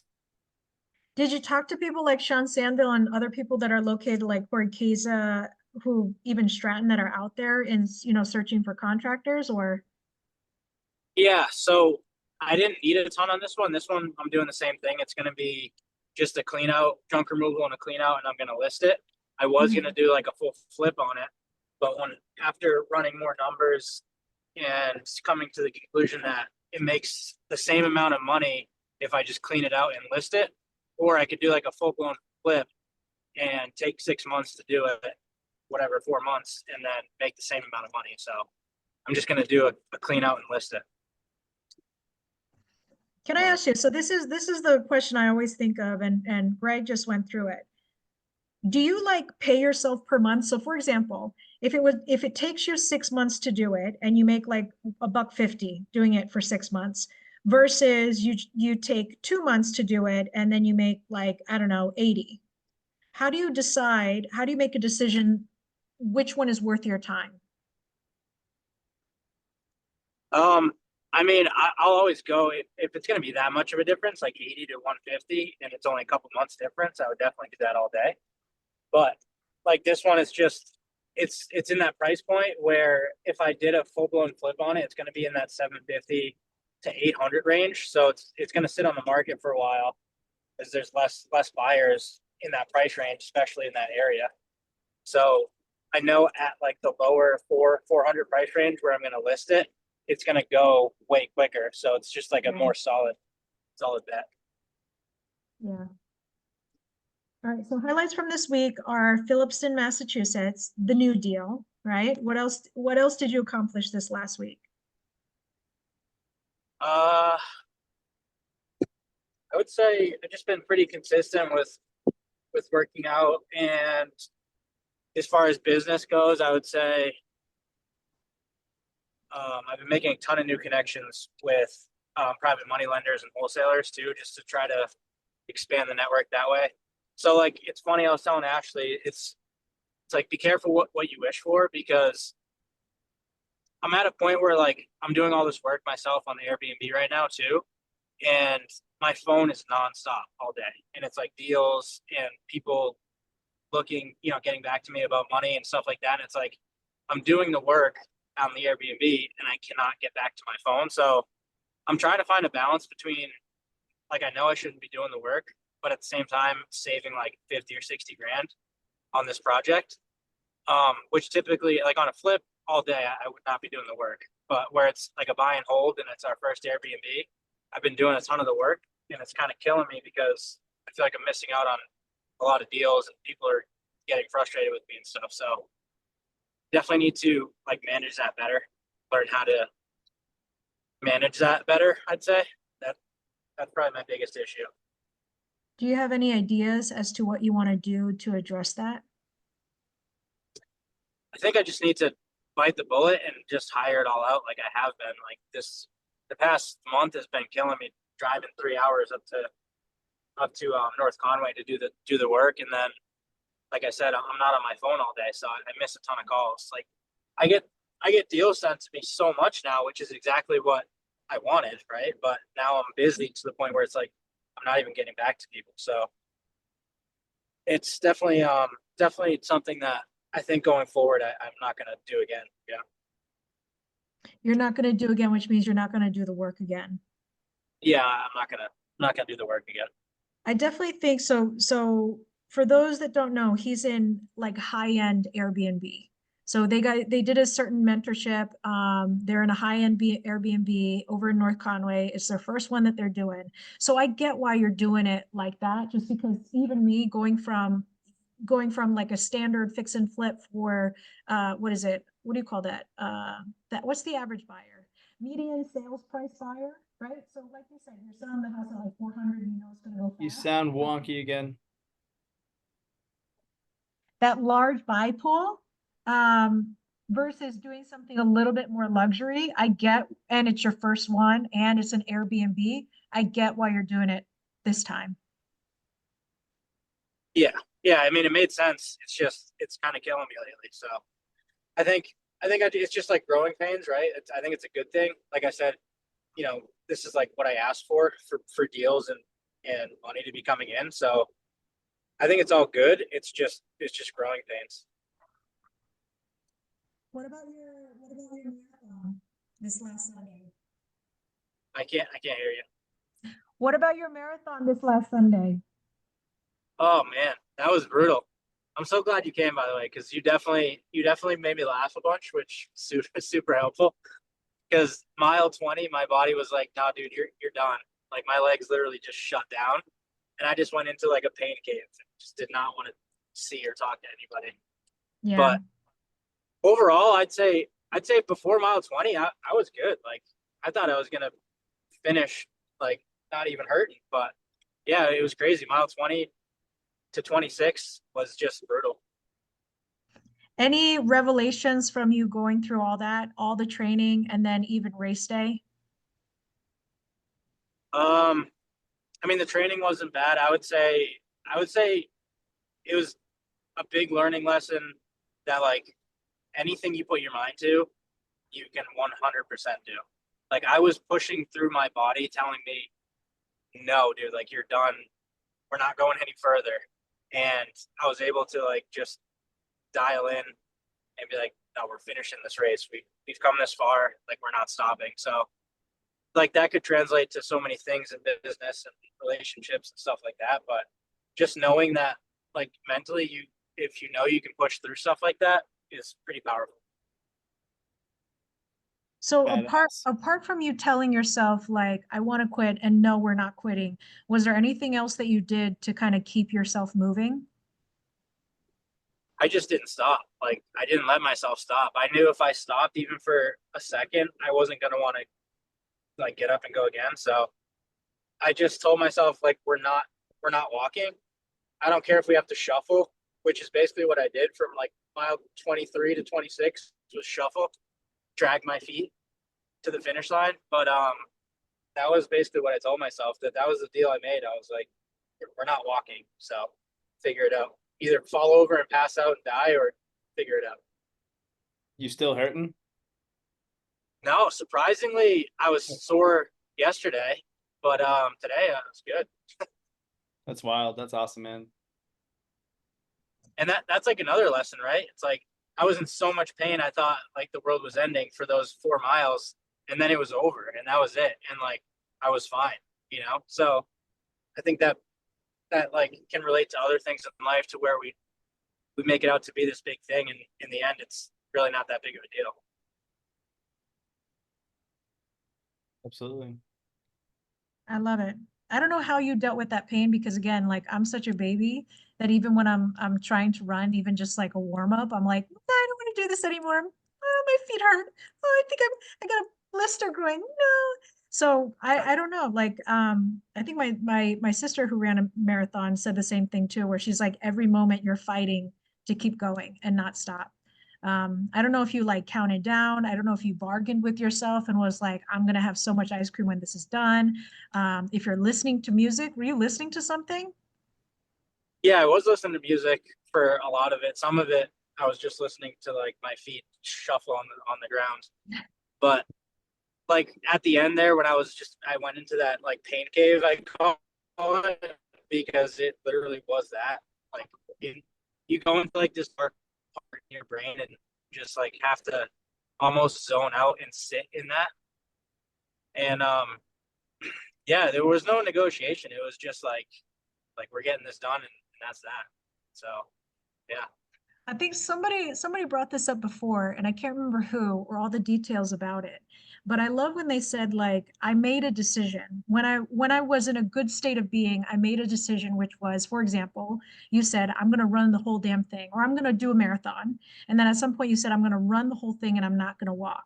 And so you made a decision so that when those moments of pain happen, it's not about you renegotiating, it's about you following through on the decision that was already made, which I also think is crazy powerful.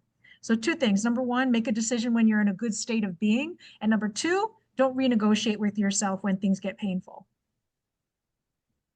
Yeah, absolutely. I don't know if you guys follow David Goggins at all, or if you know who he is, but he just kept like repeating in my mind, because he does ultra marathons, which are like 100 miles to 250 miles. And he's done marathons with like broken limbs. Like he literally had like a fractured leg or blown out knee or something. And like he's done full blown marathons.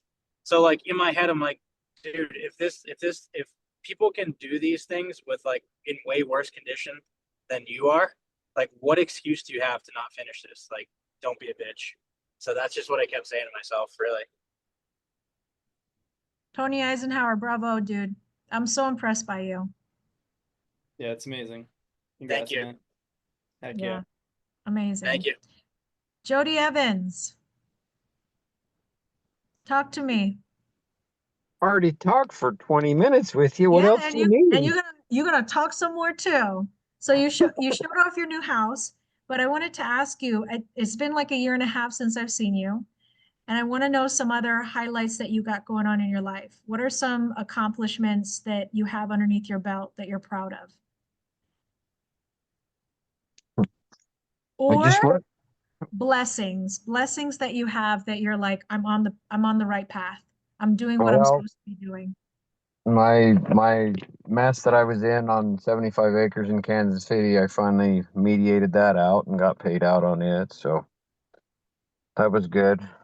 What Went was from what's that situation? almost lost 1.5, Okay. Ooh. but we were able to work it out, and guy committed felony, so we were able to push him into.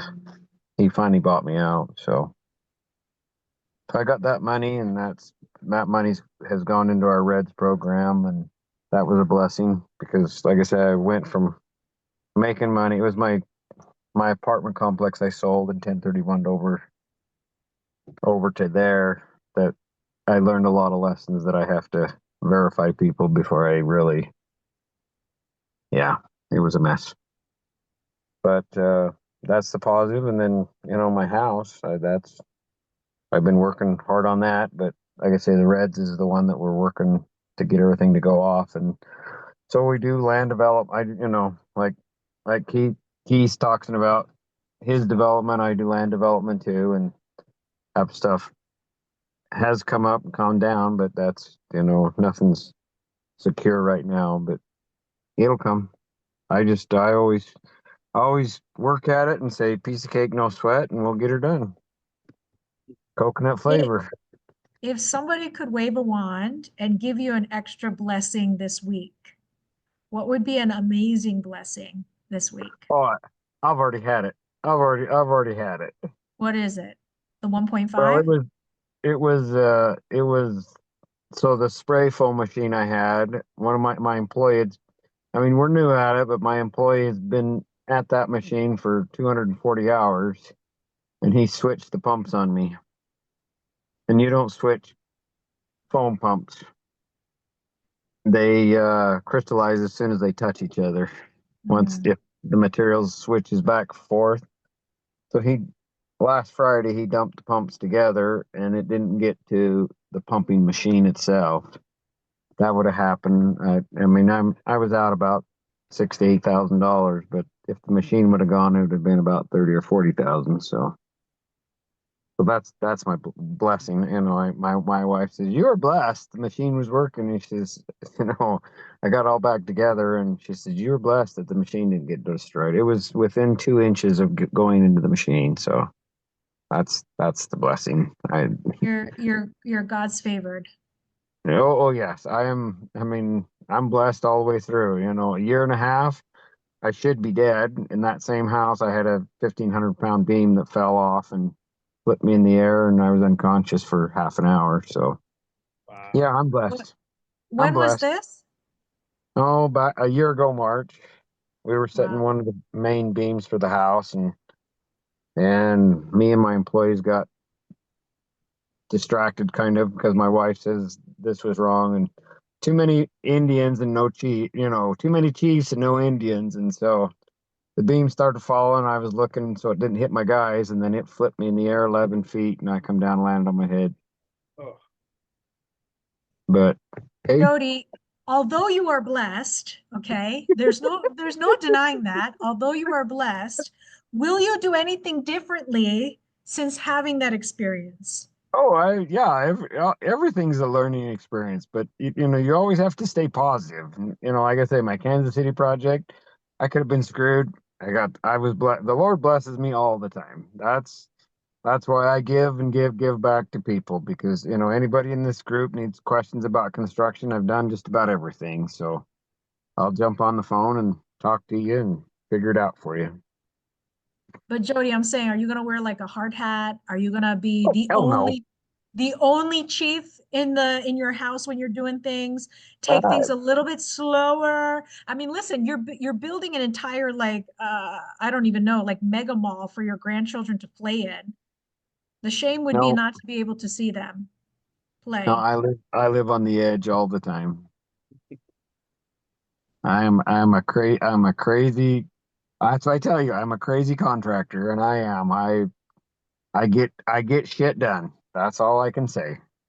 Jody, do you think you're defined as a contractor? Is that who you want to be, a crazy contractor? Or do you want to be like, if we're talking about your tombstone here, do you want to be like Jody Evans, crazy contractor? Or do you want to be Jody Evans, So are mega you machine? ready what my tombstone's gonna say? What? God's Did favor? you, did you? No, I'm a cockroach. You know, cockroaches, you know how cockroaches are? They never die. They just keep coming back. La cucaracha. I know. Yeah. Yeah. But my saying, and I just heard it, and that's what I want to be on my tombstone is, did I give more than I took in this life? Mm. And that's me. I give, you know, I've been screwed by many people, but hey, that's their life. I give, and that's there's a scripture that says when you're in the service of your fellow being, you're in the service of your God. That's why I coach wrestling. That's why I do everything is give, because I get blessed 100 times back. I had, you know, a story. One of my youth, I've been with the youth in my church for 30 years, and one of my youth came to me and he says, "If it wasn't for you, I wouldn't be where I was at. If it wasn't for you that taught me how to work hard and do things, I wouldn't be where I'm at." You know, that's payment 10 times better than any money that, you know, and so those kids, they work for me. I would hire all these youth to come and help me lay sod for $5 an hour. I mean, yeah, this was a long time ago, but that's me. So when you ask me to be safe, and when God wants me, he's going to take me. And that's how I live life. All right, Jody, last question for you. So I last saw you almost 2 years ago, 1.75 years ago. Since that time, how have you grown? I've I've I've grown because the biggest thing, and you get them.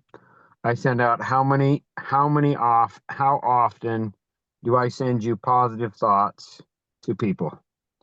And that's part of my giving is no matter, I mean, I just went through mediation with another deal that I lost over, you know, I lost over $1 million between all the projects. and I saved them $4 million. And everybody goes, you're not bitter. And I go, look, God will pay him back someday. God has always provided for me. And so that's how I've grown is I look at the positive and I don't dwell on the negative to it. I mean, yeah, it sucks to lose that kind of money, but hey, God continually blesses me. And so I appreciate everything he does, and I'll just keep staying positive. And so that's, since I've been in the real estate, that's where my mind focus is positive. My partner in Reds says, when you get on a phone conversation, we don't ever talk negative. And that's how no matter how shitty the day is, I still communicate positive. And that's, it's hard, but that's where I've grown is how, you say the baggage, I pissed that away and said, let's move forward. So that's where I've grown. I like that you say you talk about the positive, because one of a contractor that I had that I treated like a best friend, like my younger brother, one of my biggest complaints about him was how moody he was.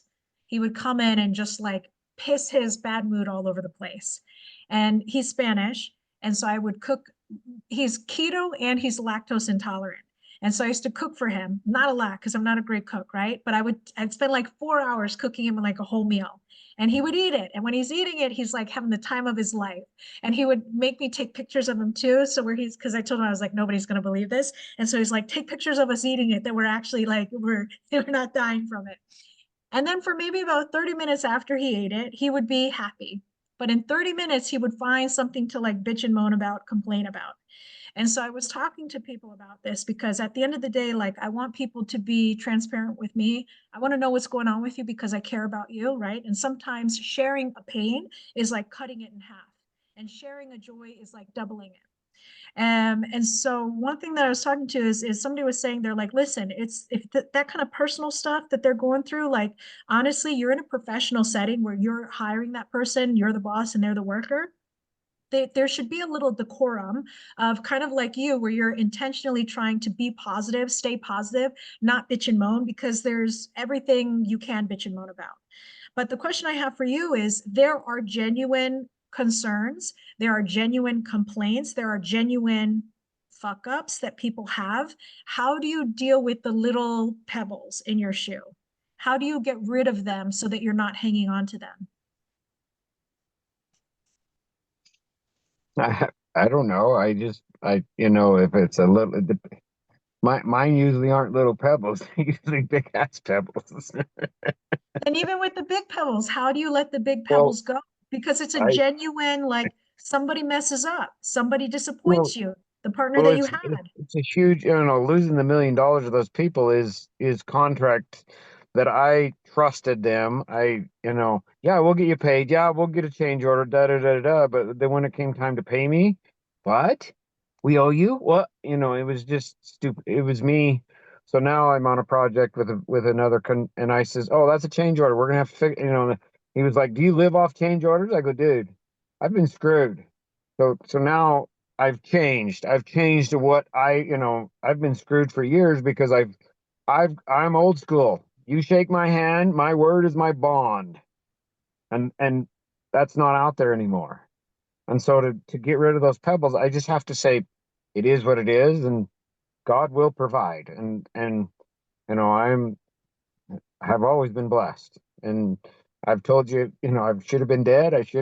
God keeps me here. He keeps the cockroach around for something to just touch you, that for our meeting was totally, God blessed it. And we talked about that when we were in that meeting, that there was a purpose that we met.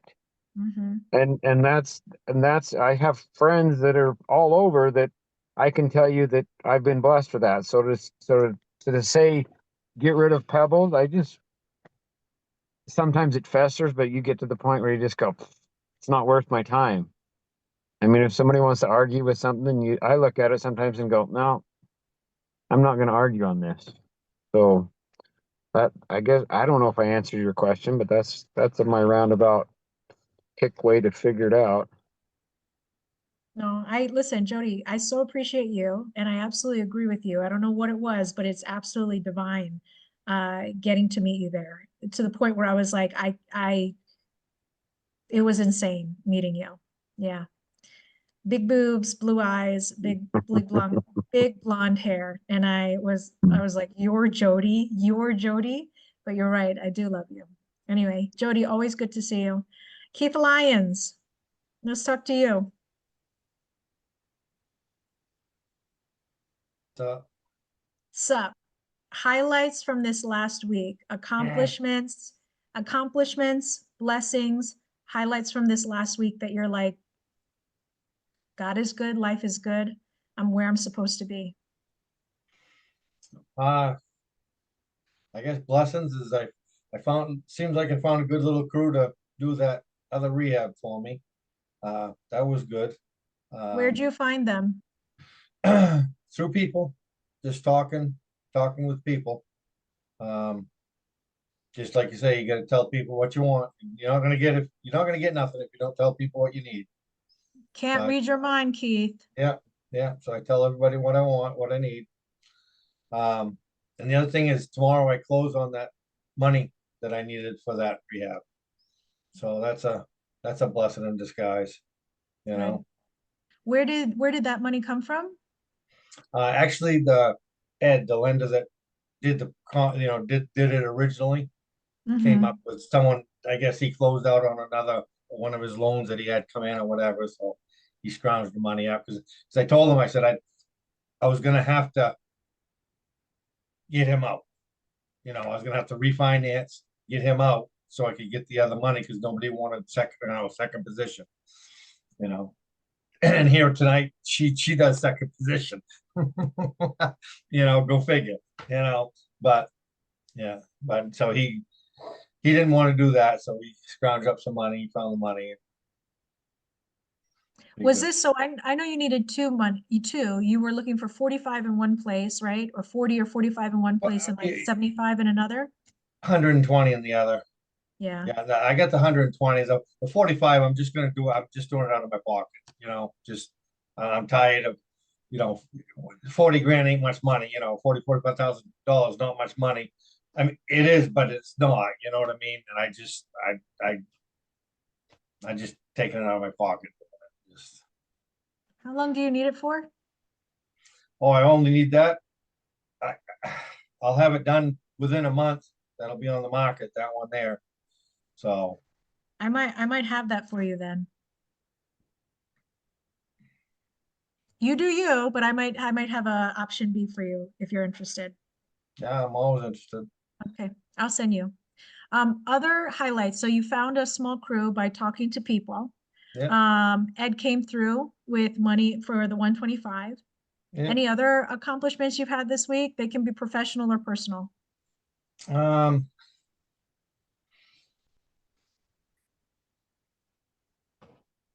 Personal, I do the miracle morning. I've been doing it for almost 60 days. I got 3 more days and it'll be 60 days. I get up and I exercise, been working out, been lifting, starting to lift for an old man, just getting tired of, you know what I mean? So I'm going up in weight. I'm actually, feeling pretty good. What are you doing for your exercise? Oh, I just do dumbbells. I just, I do push, pull, and shoulders. I mean, not much, but just enough. It takes me about 40 minutes in the morning, before I go and take a shower and stuff. But I'm feeling hard. I like it. I like it. You know what I mean? That's good stuff. What about lessons from this last week? Any lessons that you picked up along the way? Challenges that you overcame that you said, I have a new standard now? I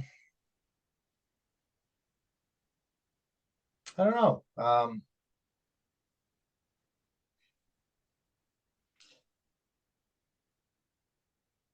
I realize now, chasing this money is, I gotta be better with my money. You know what I mean? I gotta make sure I hold on to more of my money, instead of let it go out. Because a lot of times if I need to, I just use it for whatever. I just, continue business like anybody else. You know what I mean? Scott, my buddy Scott and I do a lot of work with Scott.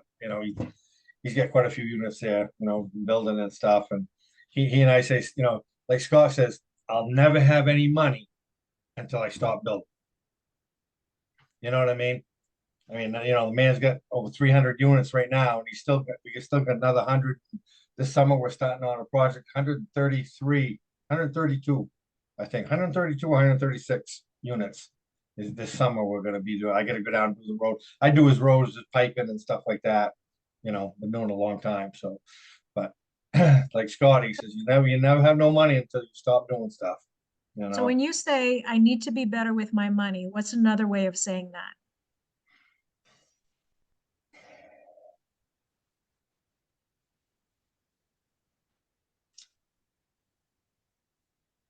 I just gotta look at it more. You know what I mean? Sometimes I'll go a couple weeks without really looking at it. You know what I mean? Not talking to bookkeeper or anything like this or anything, and then all of a sudden, just because I just keep my head, yeah, okay, I get, she said must be 40 grand left there or whatever, my checking account or whatever, and I go and look, and all of a sudden, I go to the bank, get a thing, and it's, just you only got 23 grand in there right now. It's like, what the, where the hell did my money go? You know what I mean? Just So one of those if things. you're gonna be better about your money, which can also be interpreted as you got to look at it more, what's the plan going forward? How often should you be looking at your money? I'm gonna sit down with my bookkeeper, is my plan. And we're gonna make a thing either every week or every 2 weeks or something, or because it's hard because usually bookkeepers come to the office and I really don't have the office. I got my house or whatever. So she keeps the books there, and sometimes she goes off doing stuff. So I it's a hit or miss type deal. You know what I mean? She's a good girl and everything, but I mean, she's busy, I'm busy, you know what I mean? So it's a hit or miss type deal. So I was just thinking the other day, I've got one of my 4 units down in the basement in Bangor. Down in the basement, it's got this other room. Someone used to use it for part of the apartment, one of the apartments upstairs, but it's not being used for that. I think what I'm gonna do is I'm gonna use that as my office. I'm gonna make that my office. And then I'll have a door and stuff like that. So then I can take my bookkeeping out of her stuff and put it back in my stuff, put it in the office, and then both of us have access to the office. I'll give her a key and she can go down and do what she needs to do when she needs to do it, and I can go and do it. You can't digitize that. What's that?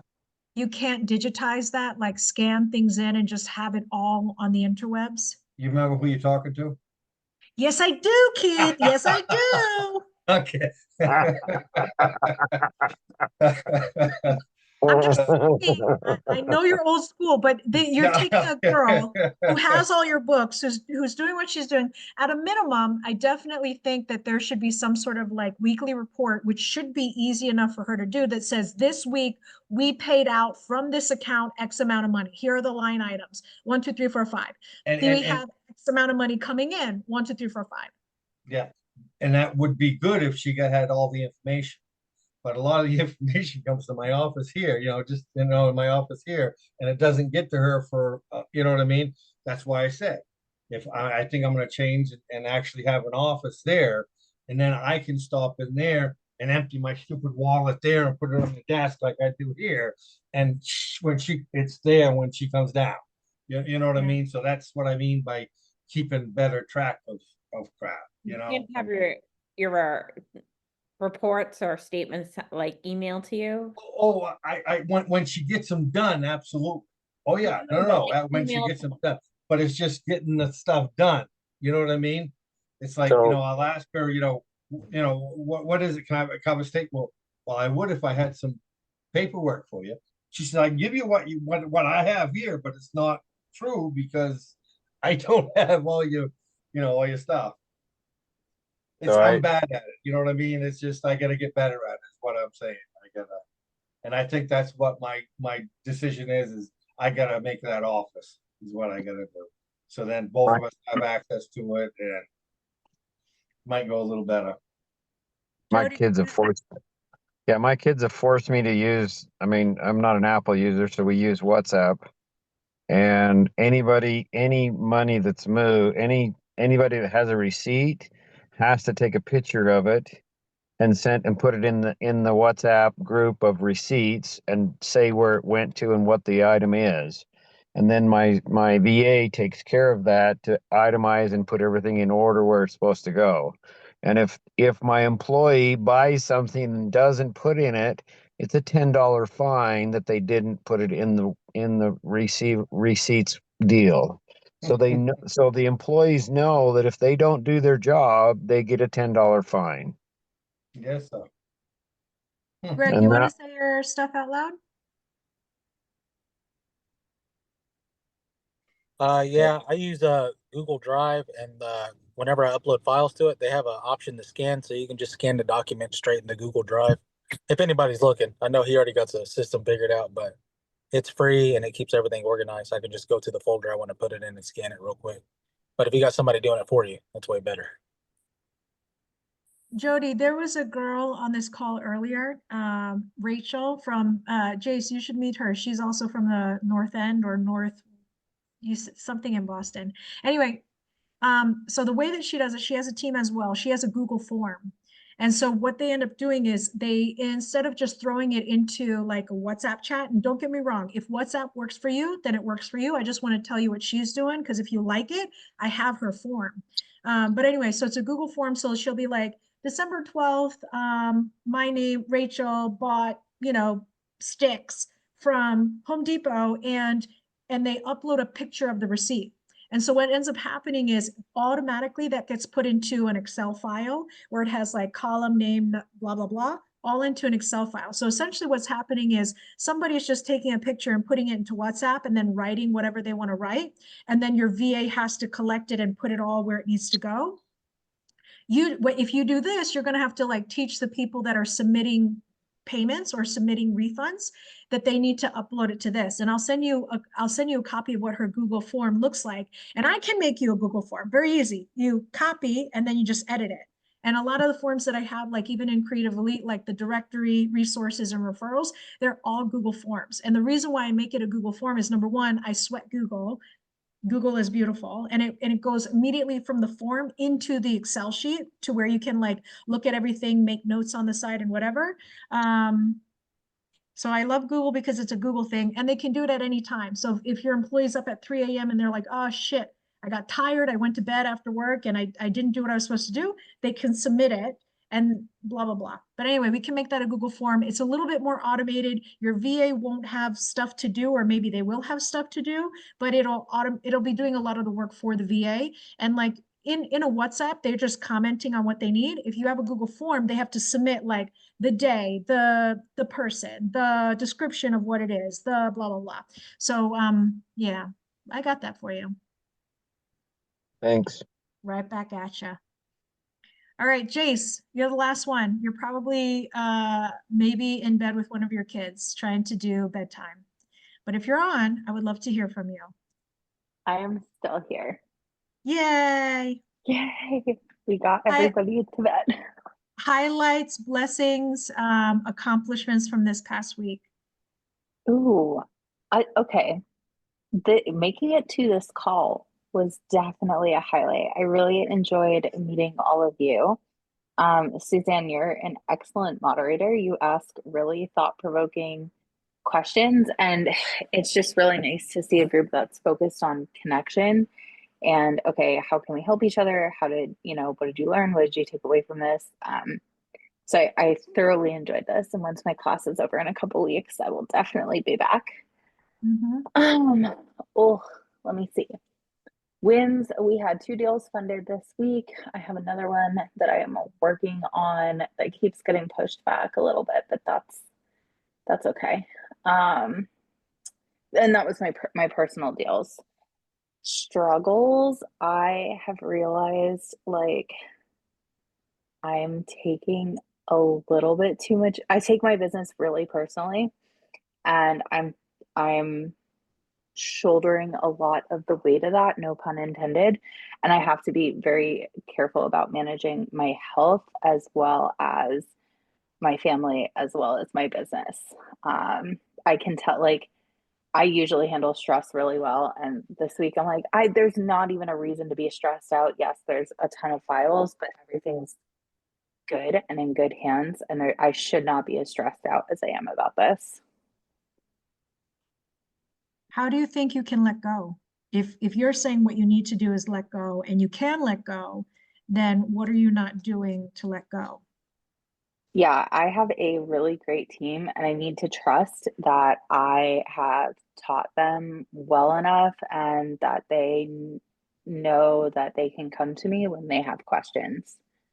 I'm a little bit like I really try not to micromanage. Um, and I want I need to put it out there a little bit more like, hey, and I actually just did this today. I put it on the calendar where I have a recurring meeting at 9:30 every morning, and it's just like Zoom room's open, hop in if you have questions. If you don't, cool, but I'm there. Because that sometimes, and I see this all the time with clients too, they'll be like, well, I didn't want to bother you. I'm like, I wish I had known this detail at least 24 hours ago, never mind 2 weeks ago when you first thought about it, versus right now. So creating a little bit of organic space. What about making that 9:30 call mandatory?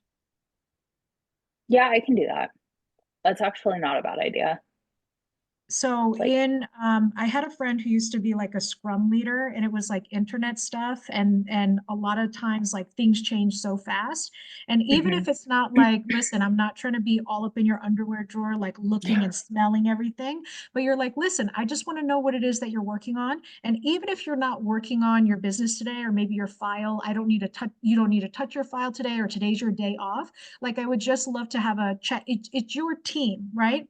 And so you're checking in with each other, kind of like exactly what we're doing here on this accountability call. You're just checking in with each other. What are you working on today? What's going good for you? What do you think you might need some help with? But holding this space, or holding space period, to allow your team to talk to you about whatever it is like on their hearts or in their mind, can definitely be able to like give you a heads up. And you're essentially just taking a pulse. It could be as quick as like 10 minutes.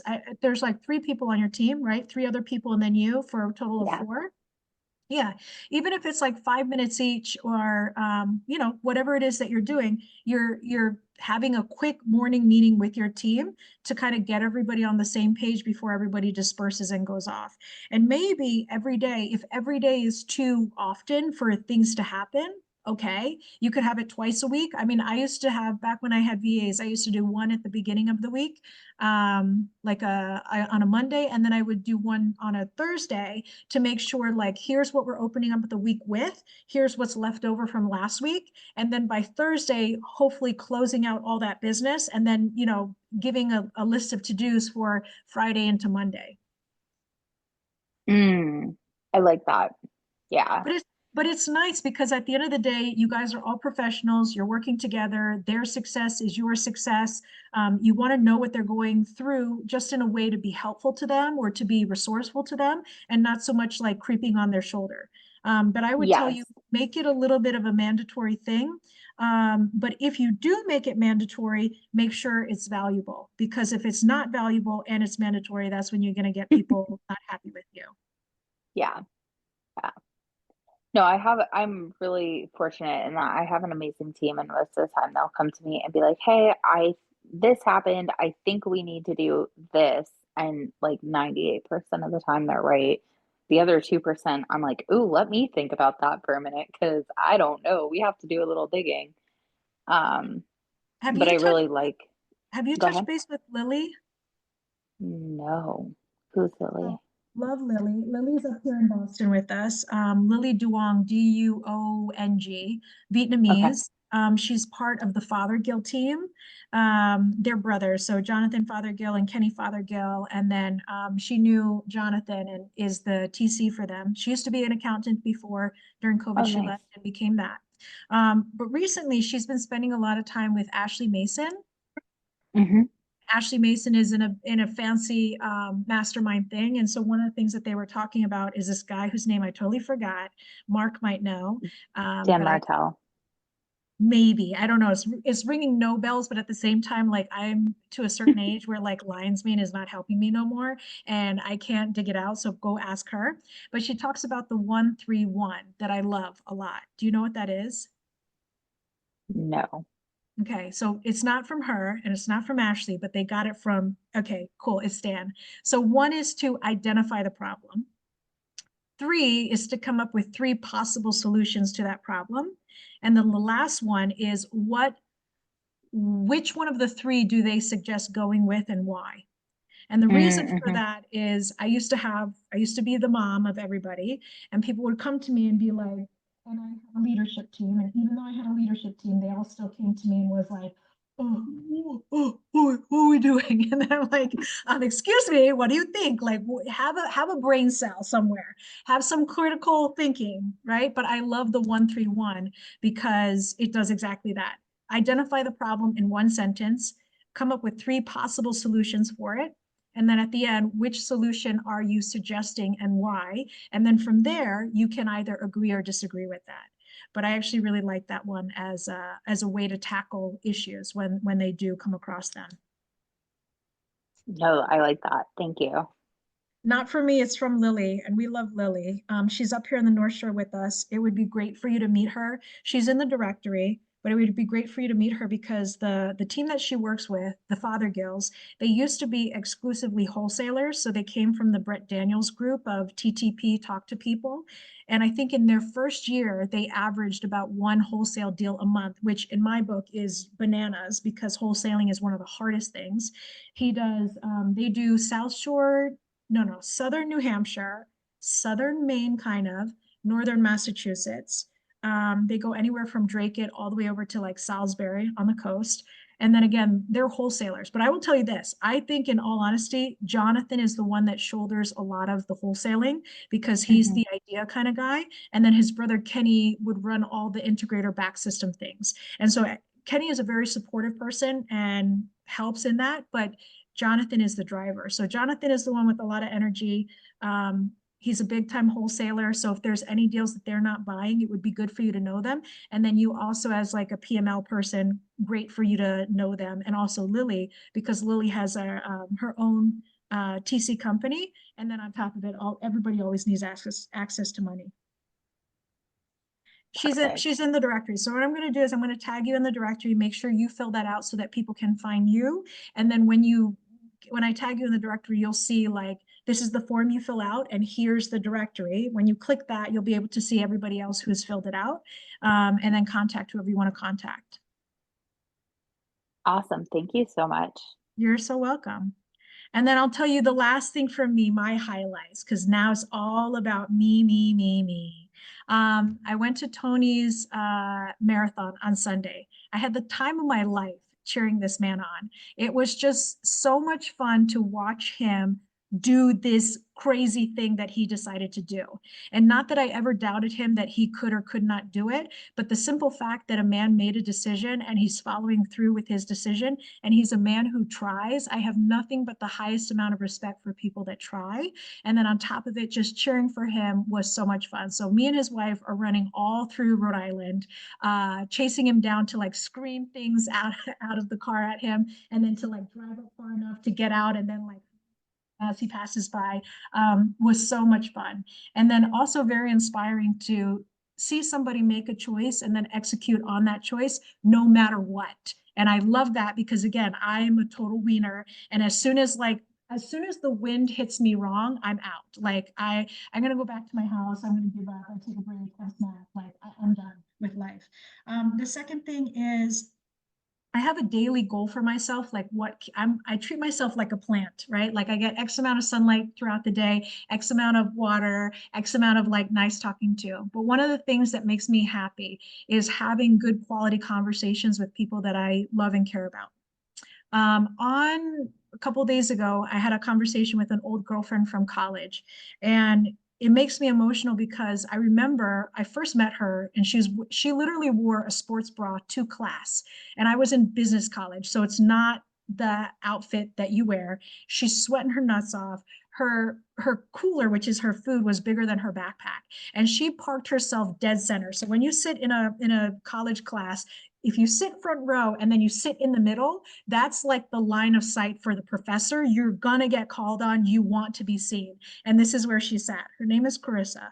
I was talking with her the other day because she had just put in her 2 weeks notice. She works over at Hasbro in Rhode Island, which is one of the big companies that we have there. And she just put in her 2 week notice because she had a boss that essentially took all of her accomplishments and essentially said that they were their accomplishments and not hers. And she made this decision and she's moving to another company. And so we had this entire conversation about what happened, so on and so forth. Me as a friend, what I kind of learned is if my friend makes a decision, as a friend, I believe my role is to support them. Whatever decision you make, if I'm your friend, I'm going to support you through that. And if you need to change it, then I'll support you changing that as well. But she made a decision, I'm supporting it. The other thing I realized is how much growth that we've had since college. I think college is now like anywhere from 15 to 17 years ago. And so it makes me emotional thinking about when I first met her in her sweaty sports bra to where she's at today with a beautiful home, 2 kids, a husband, onto this next venture. And then I think because of the heart-to-heart conversation that I had with her and the time I spent with her and her kids, as I was leaving that night, I go drive down to Rhode Island once a week to go visit my parents. And then on the way back, I try to, visit friends or do something. And so that's when I was able to spend time with her. On that like 2-hour drive home, I was thinking about everything we talked about and thinking about myself. And for some reason, I think it might have been a series of things, but she was also like the straw that broke the camel's back. Today, I've been spring cleaning the hell out of my house. So for the longest time, I've held on to things like even when I feel like I left sub 2, like maybe a year and a half ago. I had friends who were stealing. I had people that were being a little bit not nice to me. Again, I'm a wiener. So if anything not nice is happening to me, I feel it in a very big way. Anyway, so I left it, but I had a hard time completely letting go of sub 2. So I have like t-shirts and gear. I have the projects that I did, like the Venus Project, which if you know about me, at some point in my life, I was in a cult in Florida that I lovingly call the cult, but I have like bumper stickers from them. And I used to work at Tesla and I have like a whole wardrobe of Tesla corporate clothes that like, where am I going to wear this shit to? And I'm pretty sure they also gave me like pregnancy t-shirts for like when I'm pregnant. And I don't know why, but I have all of this shit in my house. And so I feel like after talking to my friend, again, I think it makes me happy. It's a good self-care thing for me to have good conversations with people I love. But because I was able to have that with her today, I'm spring cleaning the hell out of my house. And so I'm able to let go of a lot of things that I've been wanting to let go, but didn't know how to let go. And somehow after having that conversation with her, I'm ready to let it all go. In the past, I used to feel really guilty. Like if somebody gave me a gift, like I can't let go of the gift because I'm rejecting them or something. But at this point, I'm like, no, I have it. I have that memory with me. I have that love with me. I have another chapter. And one of my goals for those that have been on this meeting with me, I want to improve my living situation. This is a great house from Sean Sandville. I regret nothing, but I can't fix the foundation of this house. So I need to build something else or move elsewhere. And so that's the decision that I'm making. And so one of the questions I keep asking myself lately is, what's coming with me to the next house? And I'm really happy to be able to let go of a lot of stuff because I feel like I'm making room for the new things in my life, which is not a thing I normally do because I'm very much my mother's daughter and my father's daughter. And I'm a little bit of a hoarder. And so I have all this like stuff that I've been hanging on to and I've been able to recently let it go. So I'm celebrating the fact that I'm finally able to let it go and I'm excited for the new things to come. And I also really fucking hate moving. And so I also think that makes it easy for me to let go because I don't want to move all this shit. But I'm happy because one of my goals this year is to improve my living situation. And after seeing my friend go through her transition, I feel like I want to be in that zone and I want to go through a transition. And so I think it's made it a lot easier for me to let go. So those are my 2 highlights of the week, spring cleaning, and I can't remember the other thing. I need to take lion's mane. I need to work on, that's another thing I need to work on is my overall mental health of remembering things because I'm old. Anyway, that's me. That's what I'm up to. Okay. So I will tell all of you, thank you so much for joining me tonight. We're here every Tuesday. The goal is the flavor changes every Tuesday depending upon, you know, things that I'm wrestling with or, you know, things that are happening. But I'm happy to have you here with me. The goal is for good people being good friends to each other, making good money because we do good work, by creating a space for people to come and share what it is that they're doing, ask for help when they need to, connect with others, understand each other. Again, good people being good friends, doing good work, making good money. Creative elite. Okay? So thank you all for joining me tonight. Lovely, lovely, lovely to see you. I'll be here Tuesday night again to do this. If you have ever missed a call in the past, they are on a YouTube channel. So I'll make sure it's all public, it's all recorded. They're there for you to see. But I think the most important thing is for people to show up so you can spill your beans and we can look at your beans underneath the microscope and then figure out if we need to do things to your beans. Okay? The end. Love you. Cool. Goodbye. Love it. Nice Good seeing you night, guys. everybody.